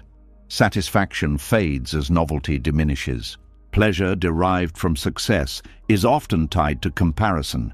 Being ahead, recognized, admired produces a temporary high, but comparison is unstable because it depends on others' positions. When someone surpasses you, the high dissolves. Meaning differs from pleasure. Pleasure is immediate and sensory, while meaning is enduring and contextual. Success may provide pleasure but not meaning unless it aligns with values and contributes to something beyond personal gain. Service often restores meaning because it shifts attention outward. Using resources or influence to support others reconnects achievement with purpose. Without this connection, success can feel self-referential and empty. Inner clarity also involves confronting vulnerability. Success can create an illusion of invulnerability, discouraging introspection. Acknowledging uncertainty and limitation reopens the path to growth and authenticity. Silence becomes valuable here. Time away from performance allows reflection on what truly matters. You can examine motivations, reassess priorities, and reconnect with parts of yourself that were neglected during striving. Creative expression can also reintroduce vitality. Engaging in activities that are not tied to success metrics, art, writing, exploration, allows you to experience flow without pressure. Creativity reconnects you with intrinsic motivation. Mindfulness practices reveal the transient nature of both achievement and emptiness. Observing sensations and thoughts shows that dissatisfaction is not permanent. It arises and passes like any other experience. Gratitude deepens when you appreciate success as part of life rather than as its defining feature. You acknowledge what it provides while recognizing its limits. This balanced view prevents both attachment and rejection. Relationships grounded in authenticity become more important than those based on status. Sharing vulnerability with trusted individuals counters isolation and reminds you that connection does not depend on achievement. Rest becomes essential as well. Continuous striving depletes energy, making it difficult to experience satisfaction. Allowing recovery supports clarity and emotional balance. Buddhist reflections often point to the middle path, avoiding extremes of indulgence and denial. Applying this to success means neither idolizing nor dismissing it. You engage with achievements while maintaining perspective. Letting go of the belief that success must complete you reduces pressure. You can appreciate accomplishments without expecting them to solve existential questions. Fulfillment becomes a practice rather than a destination. Self-inquiry helps uncover what you truly seek. Beneath goals may lie desires for safety, belonging, respect, or freedom. Addressing these needs directly is more effective than hoping success will satisfy them indirectly. Time spent in nature can recalibrate priorities. Natural environments operate independently of human hierarchies, reminding you that worth is not measured by titles or possessions. Physical well-being also influences perception. Exhaustion can amplify emptiness, while balance supports resilience. Caring for the body is part of cultivating clarity. Spiritual exploration may shift from seeking peak experiences to understanding ordinary awareness. Insight arises not only in dramatic moments, but in sustained attention to everyday life. As clarity develops, success becomes integrated rather than dominant. It occupies its place without overshadowing other dimensions of existence. You can enjoy it without being defined by it. Peace begins to emerge from alignment rather than from accumulation. When actions reflect values, satisfaction grows naturally. The need for external validation decreases. You may also discover that emptiness itself carries information. It signals that something essential has been overlooked: connection, authenticity, purpose. Listening to it guides adjustment rather than avoidance. Forgiveness plays a role in releasing attachment to expectations. Forgiving yourself for believing that success would solve everything allows you to move forward without resentment. Presence becomes the anchor that stabilizes experience. Instead of living in anticipation or reflection, you engage with what is unfolding. This engagement restores vitality, and as the hollowness behind achievement transforms into understanding, another pattern becomes visible. The way repeated indulgence in pleasure can dull sensitivity, making joy harder to feel even when circumstances are favorable. As the hollow feeling behind achievement begins to transform into understanding, another quiet shift becomes noticeable. The strange way joy itself seems harder to access, even when life offers comfort, success, and opportunity. It is not that pleasure is absent. It is everywhere, available at any moment. Yet something inside feels less responsive, as if the senses have grown tired of receiving too much for too long. There is a hidden cost to constant indulgence. When stimulation is always within reach, the nervous system adapts by lowering sensitivity. What once felt exciting becomes ordinary. What once satisfied now barely registers. The search for enjoyment intensifies, not because life has less to offer, but because the ability to feel has been dulled. Pleasure fatigue emerges when the brain is repeatedly exposed to high levels of reward. Each experience releases chemicals that signal enjoyment and motivation. Over time, the brain reduces its response to maintain balance. This adaptation protects against overload, but it also reduces the impact of future pleasures. Buddhist reflections describe this as the diminishing return of craving.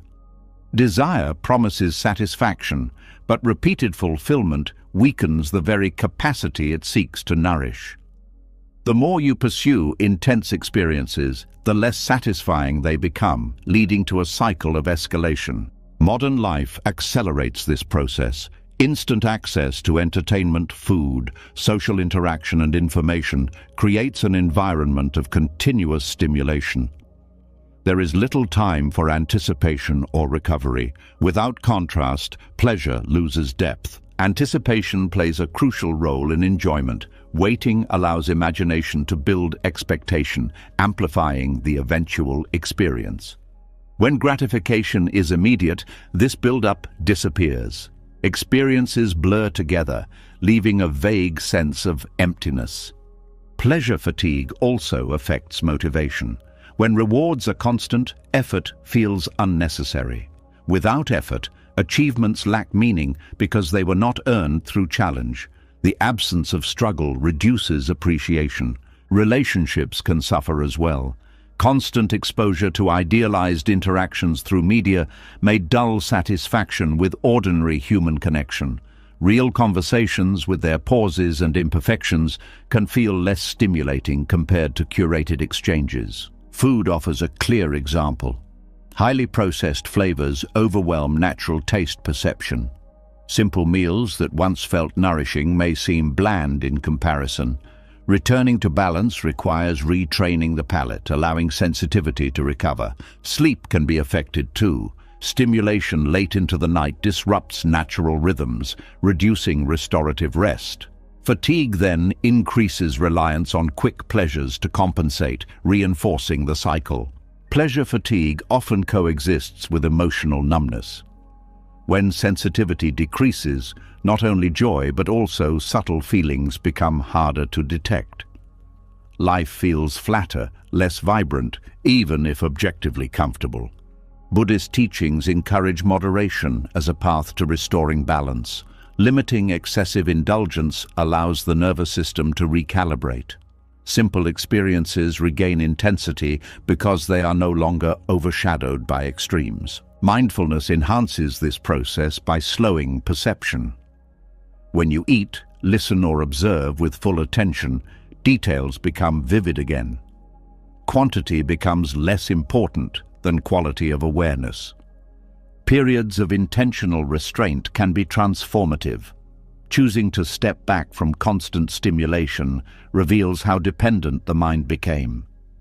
Discomfort may arise initially, but it signals the beginning of recovery. Nature offers a gentle reintroduction to balanced pleasure. Natural environments stimulate the senses without overwhelming them. The sound of water, the texture of air, the rhythm of movement provide subtle satisfaction that rebuilds sensitivity. Physical activity also helps reset the system. Movement releases tension and improves mood without relying on artificial rewards. Effort followed by rest creates a healthy cycle of stimulation and recovery. Creative pursuits restore intrinsic motivation. Creating something from nothing engages attention deeply, producing satisfaction independent of external rewards. The process itself becomes fulfilling. Social connection grounded in authenticity counters superficial stimulation. Genuine interaction involves presence, empathy, and unpredictability, offering depth that cannot be replicated by quick exchanges. Gratitude practices shift focus from intensity to appreciation. Recognizing small pleasures, warmth, comfort, companionship, strengthens the ability to feel contentment without escalation. Pleasure fatigue reveals how joy is linked to contrast. Without periods of quiet, rest, or simplicity, intensity loses meaning. Darkness makes light visible. Silence makes sound rich. Reintroducing boredom can be beneficial. When the mind is not constantly entertained, curiosity awakens. You begin to notice details previously overlooked, rediscovering interest in ordinary experiences. Emotional awareness deepens as sensitivity returns. You can distinguish between genuine satisfaction and temporary distraction. This clarity supports wiser choices about how to spend time and energy. Boundaries become important. Limiting exposure to overstimulating environments protects balance. You learn to choose experiences that nourish rather than exhaust. Buddhist reflections emphasize that joy arises from alignment rather than from accumulation. When actions match values and awareness is present, satisfaction emerges naturally. It does not require constant novelty. Patience is essential because recovery is gradual. The brain and body need time to adjust. Initial restlessness does not mean failure. It reflects the fading of old patterns. Over time, the range of emotional experience expands.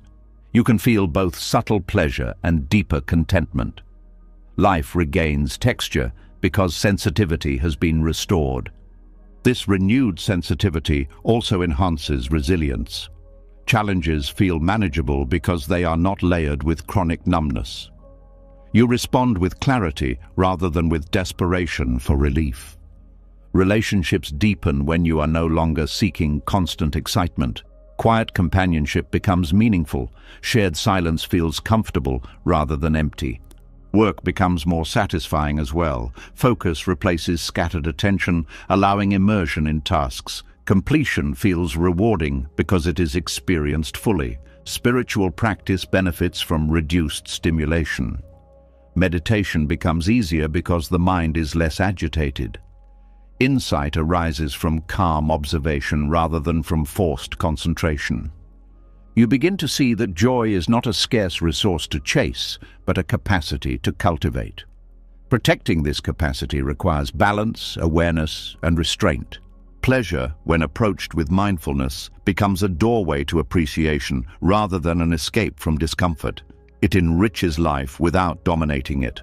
As the ability to feel returns, gratitude grows naturally. You recognize how much was available all along, hidden beneath layers of overstimulation. And as pleasure fatigue gives way to renewed sensitivity, another subtle realization emerges: the persistent desire for certainty and control in a world that continues to change, regardless of how carefully you plan. As sensitivity returns and life begins to feel vivid again, another tension becomes impossible to ignore: the quiet fear that all this clarity can still be taken away by forces outside your control. No matter how balanced or aware you become, uncertainty remains. Plans can collapse, people can change, health can shift, time can rearrange everything without warning. The mind, sensing this instability, searches desperately for something solid to hold on to. There is a deep human longing for certainty. It promises safety, predictability, relief from anxiety. If everything could be controlled, nothing would threaten peace. Yet the world moves according to conditions far beyond individual influence. Weather changes, economies fluctuate, relationships evolve, bodies age. Control appears possible in small areas but dissolves when tested by larger forces. The myth of personal control begins as a survival strategy. Early experiences teach that planning, discipline, and caution can prevent harm. These skills are useful, but they can expand into an illusion that enough preparation will eliminate uncertainty entirely. When reality contradicts this belief, frustration and fear intensify. Buddhist reflections describe existence as inherently unstable. Impermanence is not a problem to solve, but a condition to understand. Everything that arises will pass, not because of failure, but because change is fundamental to life. Resisting this truth creates suffering because resistance cannot stop transformation. The desire for control often masks vulnerability. Admitting that outcomes cannot be guaranteed feels threatening because it exposes dependence on factors beyond the self. Control becomes a shield against the discomfort of unpredictability. This shield can manifest as overplanning. You analyze every possibility, rehearse conversations, anticipate problems before they occur. Preparation has value, but excessive planning consumes energy without increasing actual security. It creates the illusion of mastery while amplifying anxiety. Perfectionism is another expression. If everything is done flawlessly, nothing will go wrong. This belief ignores the role of chance and external influence. Even perfect execution cannot prevent unexpected events. Relationships highlight the limits of control. You can influence behavior through kindness or communication, but you cannot determine another person's thoughts or choices. Attempting to do so often leads to tension and disappointment.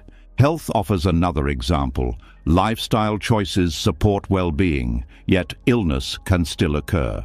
Recognizing this uncertainty encourages compassion rather than blame, both for yourself and for others. The illusion of control is reinforced by selective memory. When plans succeed, you attribute the outcome to skill. When they fail, you attribute it to bad luck.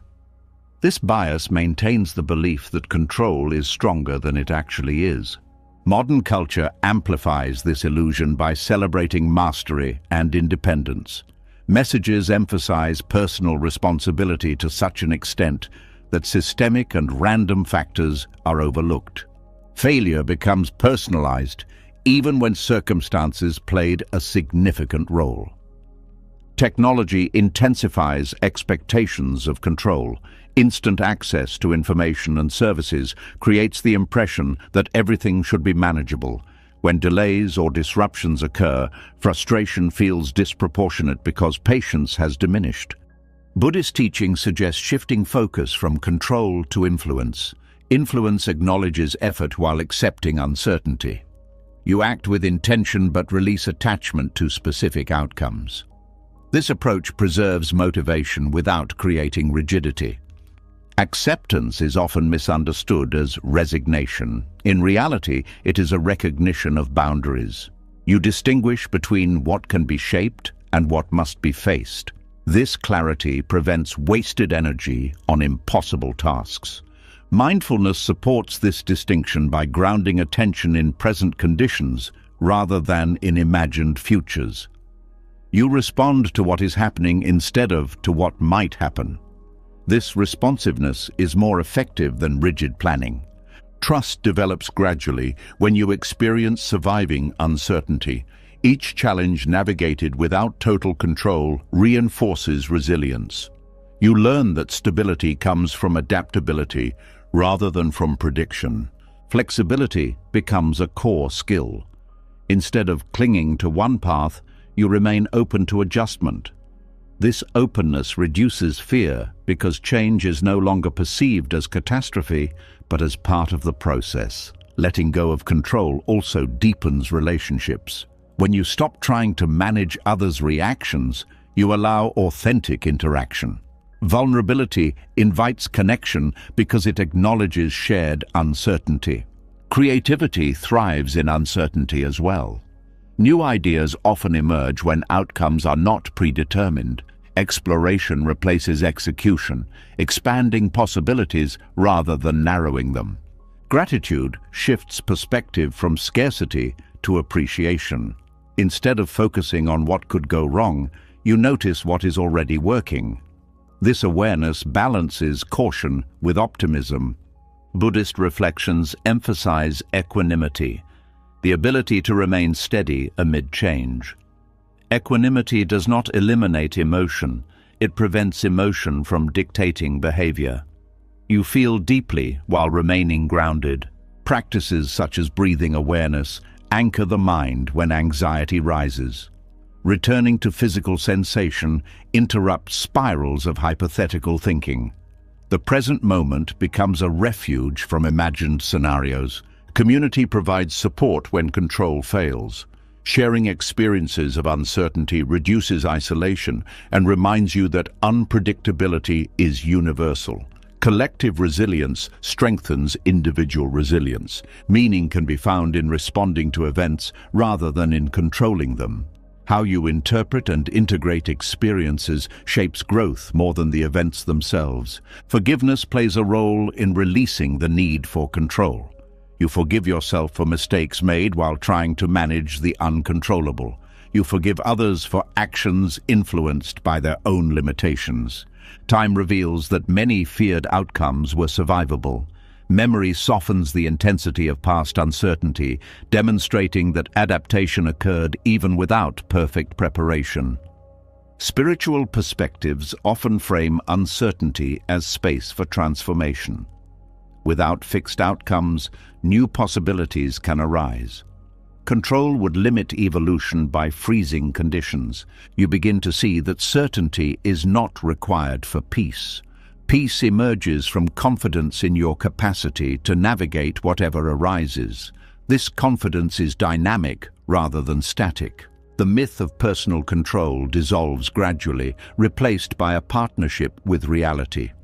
You engage actively while respecting limits. Effort becomes collaborative rather than confrontational. Joy becomes less dependent on stability because you no longer expect permanence. You appreciate experiences without needing them to last forever. This appreciation reduces fear of loss. Presence deepens as attention shifts from managing the future to experiencing the present.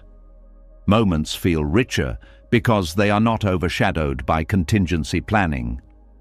Resilience grows through exposure to manageable uncertainty. Each adaptation builds trust in your ability to cope. Fear decreases because uncertainty is no longer unfamiliar.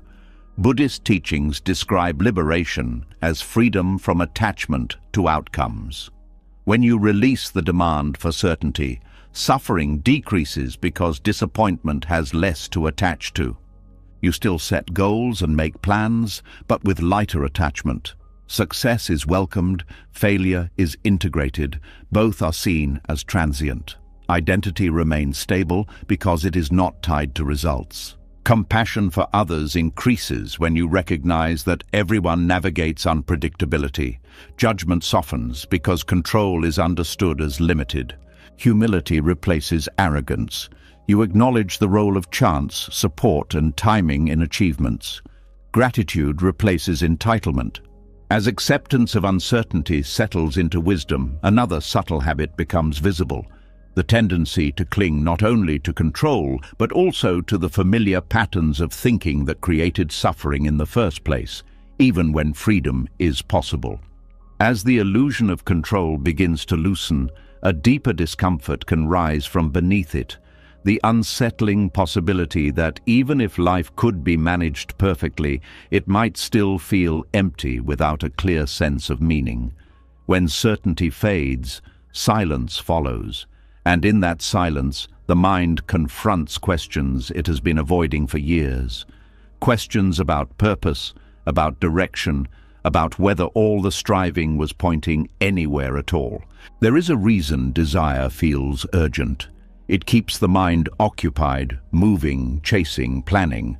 As long as there is something to want, there is no need to sit with the unsettling thought that nothing external can fully answer the question of why you are here.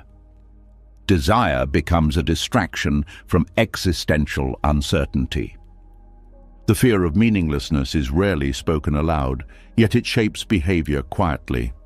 It appears in the constant search for goals, achievements, experiences, relationships, possessions.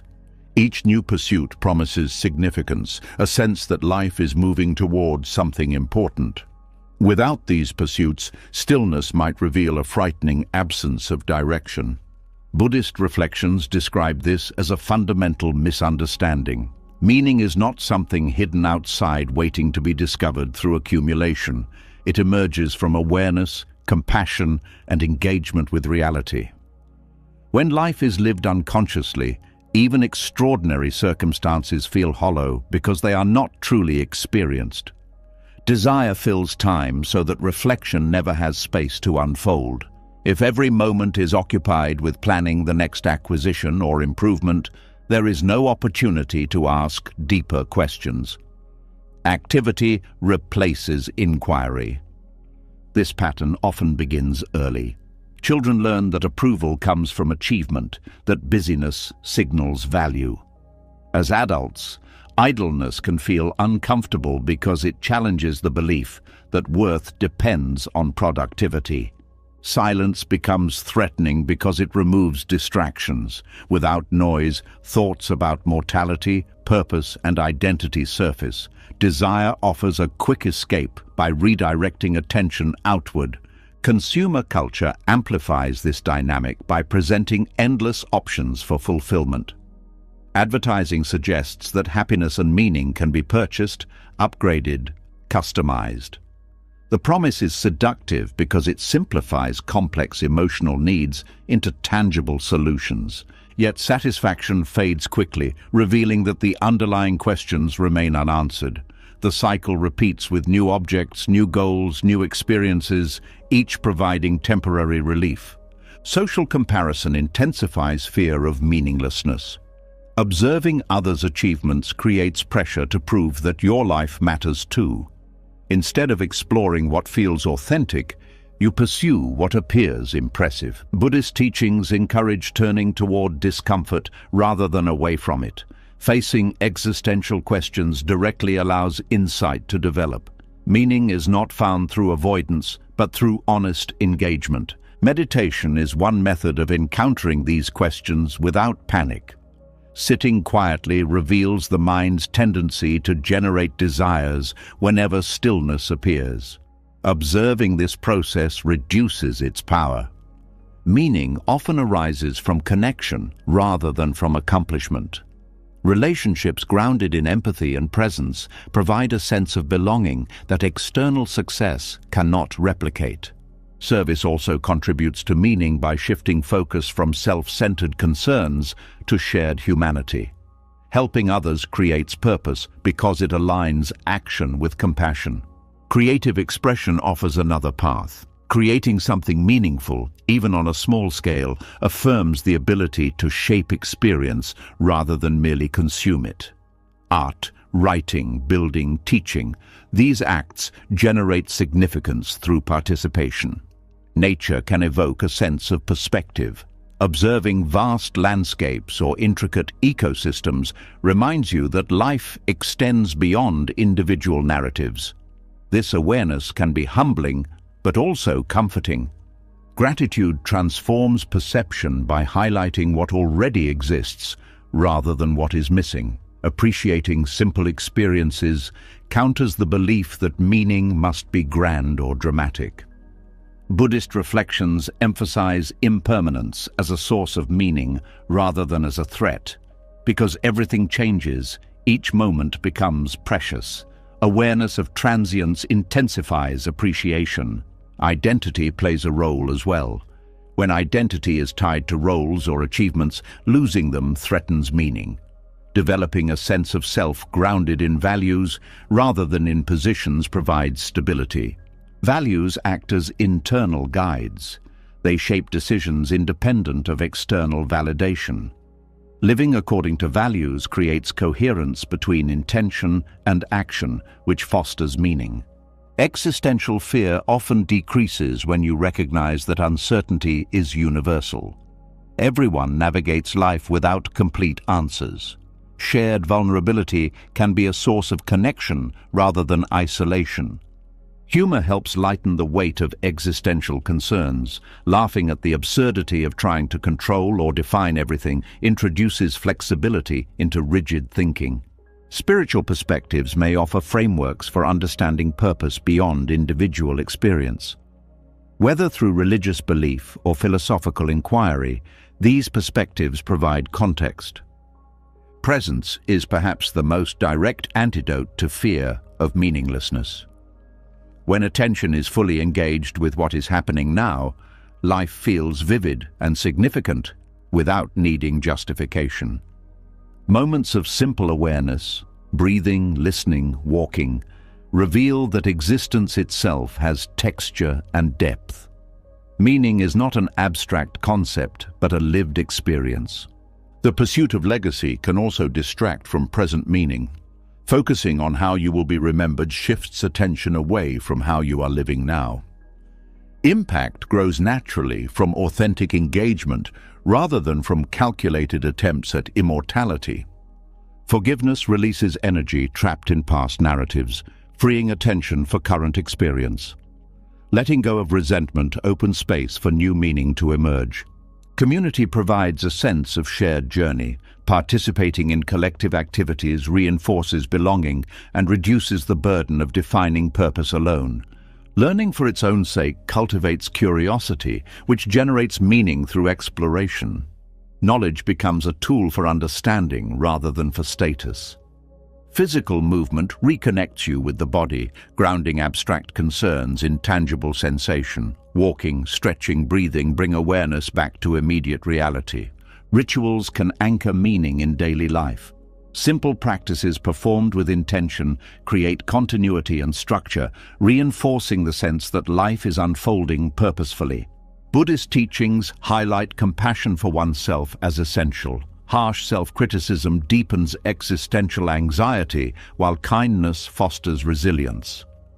Over time, you may discover that meaning is not a single answer, but an evolving relationship with experience. It grows as understanding deepens and perspectives shift. Desire loses its urgency when it is no longer needed as a shield against emptiness. Wants become preferences rather than necessities, enriching life without dominating it. Peace emerges from acceptance that some questions may remain open. Living fully despite uncertainty becomes its own form of meaning. As the need to chase meaning through endless desire begins to soften, another hidden belief often reveals itself: the quiet conviction that peace must be earned. Even when you understand that wanting cannot fill the emptiness, a deeper voice insists that rest, acceptance, and self-respect are rewards reserved for a future version of you who has finally proven worthy. Until then, tension remains, as if calm was something to unlock rather than something already available. There is a subtle harshness in conditional self-worth. It sounds like discipline, responsibility, ambition, but beneath it lies a refusal to offer kindness to yourself in the present. You may speak gently to others, forgive their mistakes, encourage their growth, yet treat yourself as a project that must justify its existence. This belief often begins early, shaped by environments where approval depended on performance. Love, attention, or safety may have felt uncertain unless expectations were met. The mind learned to equate value with achievement, internalizing the idea that worth must be demonstrated repeatedly. As an adult, the pattern continues even without external pressure. You set standards that shift as soon as they are reached. Completing one task creates the requirement for another. Rest feels undeserved because there is always more to do. Buddhist reflections describe this as attachment to identity through accomplishment. Instead of seeing yourself as inherently worthy of compassion, you see yourself as an unfinished product. Peace becomes conditional on perfection, which by definition is unreachable. This trap generates constant tension. Even moments of success carry anxiety because they must be maintained. Failure feels catastrophic because it threatens the fragile foundation of worth. Self-criticism becomes habitual. Instead of acknowledging effort, you focus on shortcomings. Progress is minimized, flaws are magnified. The inner voice mirrors the harshest judgments you once feared from others. Perfectionism often accompanies conditional self-worth. You believe mistakes reduce value, so you attempt to eliminate them entirely. This approach creates paralysis because the fear of imperfection blocks action. Relationships can suffer under this belief. You may struggle to accept love or support because it contradicts the idea that you must earn everything. Compliments feel uncomfortable as if they were given prematurely. Comparison intensifies the trap. Observing others' achievements reinforces the belief that you are behind, that you must catch up before deserving peace. Instead of inspiring growth, comparison fuels inadequacy. Work becomes a measure of identity rather than an expression of skill. Overworking feels necessary to maintain worth, leading to exhaustion. Rest is interpreted as laziness rather than as recovery. Buddhist teachings emphasize that suffering arises from clinging to distorted views of the self. Conditional worth is one such view. It assumes that value can be increased or decreased by circumstances, ignoring the fundamental dignity of being human. Compassion offers an alternative perspective. Compassion recognizes that imperfection is universal. Every person struggles, learns, and changes. Worth is not a prize for success, but a condition shared by all. Mindfulness helps reveal the mechanics of self-judgment. By observing thoughts without identifying with them, you see how harsh narratives form and dissolve. This awareness weakens their authority. Acceptance does not eliminate growth. It creates a stable base from which growth can occur without fear. When you know that mistakes will not erase your worth, you are more willing to take risks and learn. Forgiveness is essential in breaking the cycle. You forgive yourself for past errors, for unmet expectations, for times when you believed you were not enough. Forgiveness releases the burden of proving something that was never truly in question. Gratitude shifts focus from deficiency to presence. Recognizing what already exists counters the belief that you are incomplete. Appreciation fosters contentment, independent of achievement. Rest becomes an act of trust. By allowing yourself to pause without guilt, you affirm that your value does not disappear when productivity stops. This trust gradually replaces anxiety. Boundaries protect against environments that reinforce conditional worth. Limiting exposure to constant evaluation or comparison supports healing. You choose contexts that encourage authenticity rather than performance. Creative activities can restore intrinsic motivation. When you create without seeking approval, you experience the joy of expression itself. This joy reminds you that worth is not tied to outcomes. Nature provides perspective as well. Natural systems do not demand justification for existence. A tree does not prove its worth by growing faster than others. It simply grows according to conditions. Relationships based on mutual respect rather than on achievement reinforce unconditional acceptance. Sharing vulnerability invites others to respond with empathy, dissolving isolation. Service shifts attention outward. Helping others without expecting recognition reveals that value lies in contribution, not in validation. Giving becomes fulfilling in itself. Buddhist reflections highlight the concept of loving kindness, extending goodwill toward yourself and others without conditions. Practicing this attitude softens self-judgment and nurtures peace. Inner dialogue transforms gradually. The critical voice loses dominance as compassionate perspectives gain strength. You learn to speak to yourself as you would to someone you care about deeply. Identity becomes less rigid. Instead of defining yourself by accomplishments, you see yourself as a dynamic process. Growth is ongoing, not a prerequisite for acceptance. Joy returns when pressure decreases. Activities once associated with performance become enjoyable again. Playfulness re-enters life, reminding you that existence includes pleasure as well as responsibility. Resilience increases because setbacks no longer threaten identity. Challenges are seen as experiences rather than as verdicts on worth. Recovery becomes easier. Time feels less urgent when you are not racing to prove yourself. You engage with tasks thoughtfully rather than frantically. Presence replaces panic. Buddhist teachings emphasize that liberation comes from recognizing the emptiness of fixed identities. When you stop clinging to the idea that worth must be earned, you experience freedom from constant evaluation. Peace becomes accessible now, not postponed until a future achievement. You allow yourself to feel calm without justification. This permission feels unfamiliar at first, but gradually becomes natural. You may notice resistance from old habits that equate tension with productivity. Letting go can feel risky because it challenges long-held beliefs. Patience is necessary as new patterns form. Over time, the need for external validation decreases. You trust your own perception of effort and intention. Approval becomes appreciated but not essential. Compassion for others deepens as well. Recognizing your own struggles with conditional worth helps you understand theirs. Empathy replaces judgment. Life becomes less about proving and more about participating. You engage with experiences for their intrinsic value rather than for what they demonstrate about you. You searched for satisfaction in achievement, in pleasure, in becoming someone else, only to discover that the hunger followed you everywhere. Every lesson brought you back to the same quiet truth. Nothing feels enough because the mind was trained to chase, not to rest.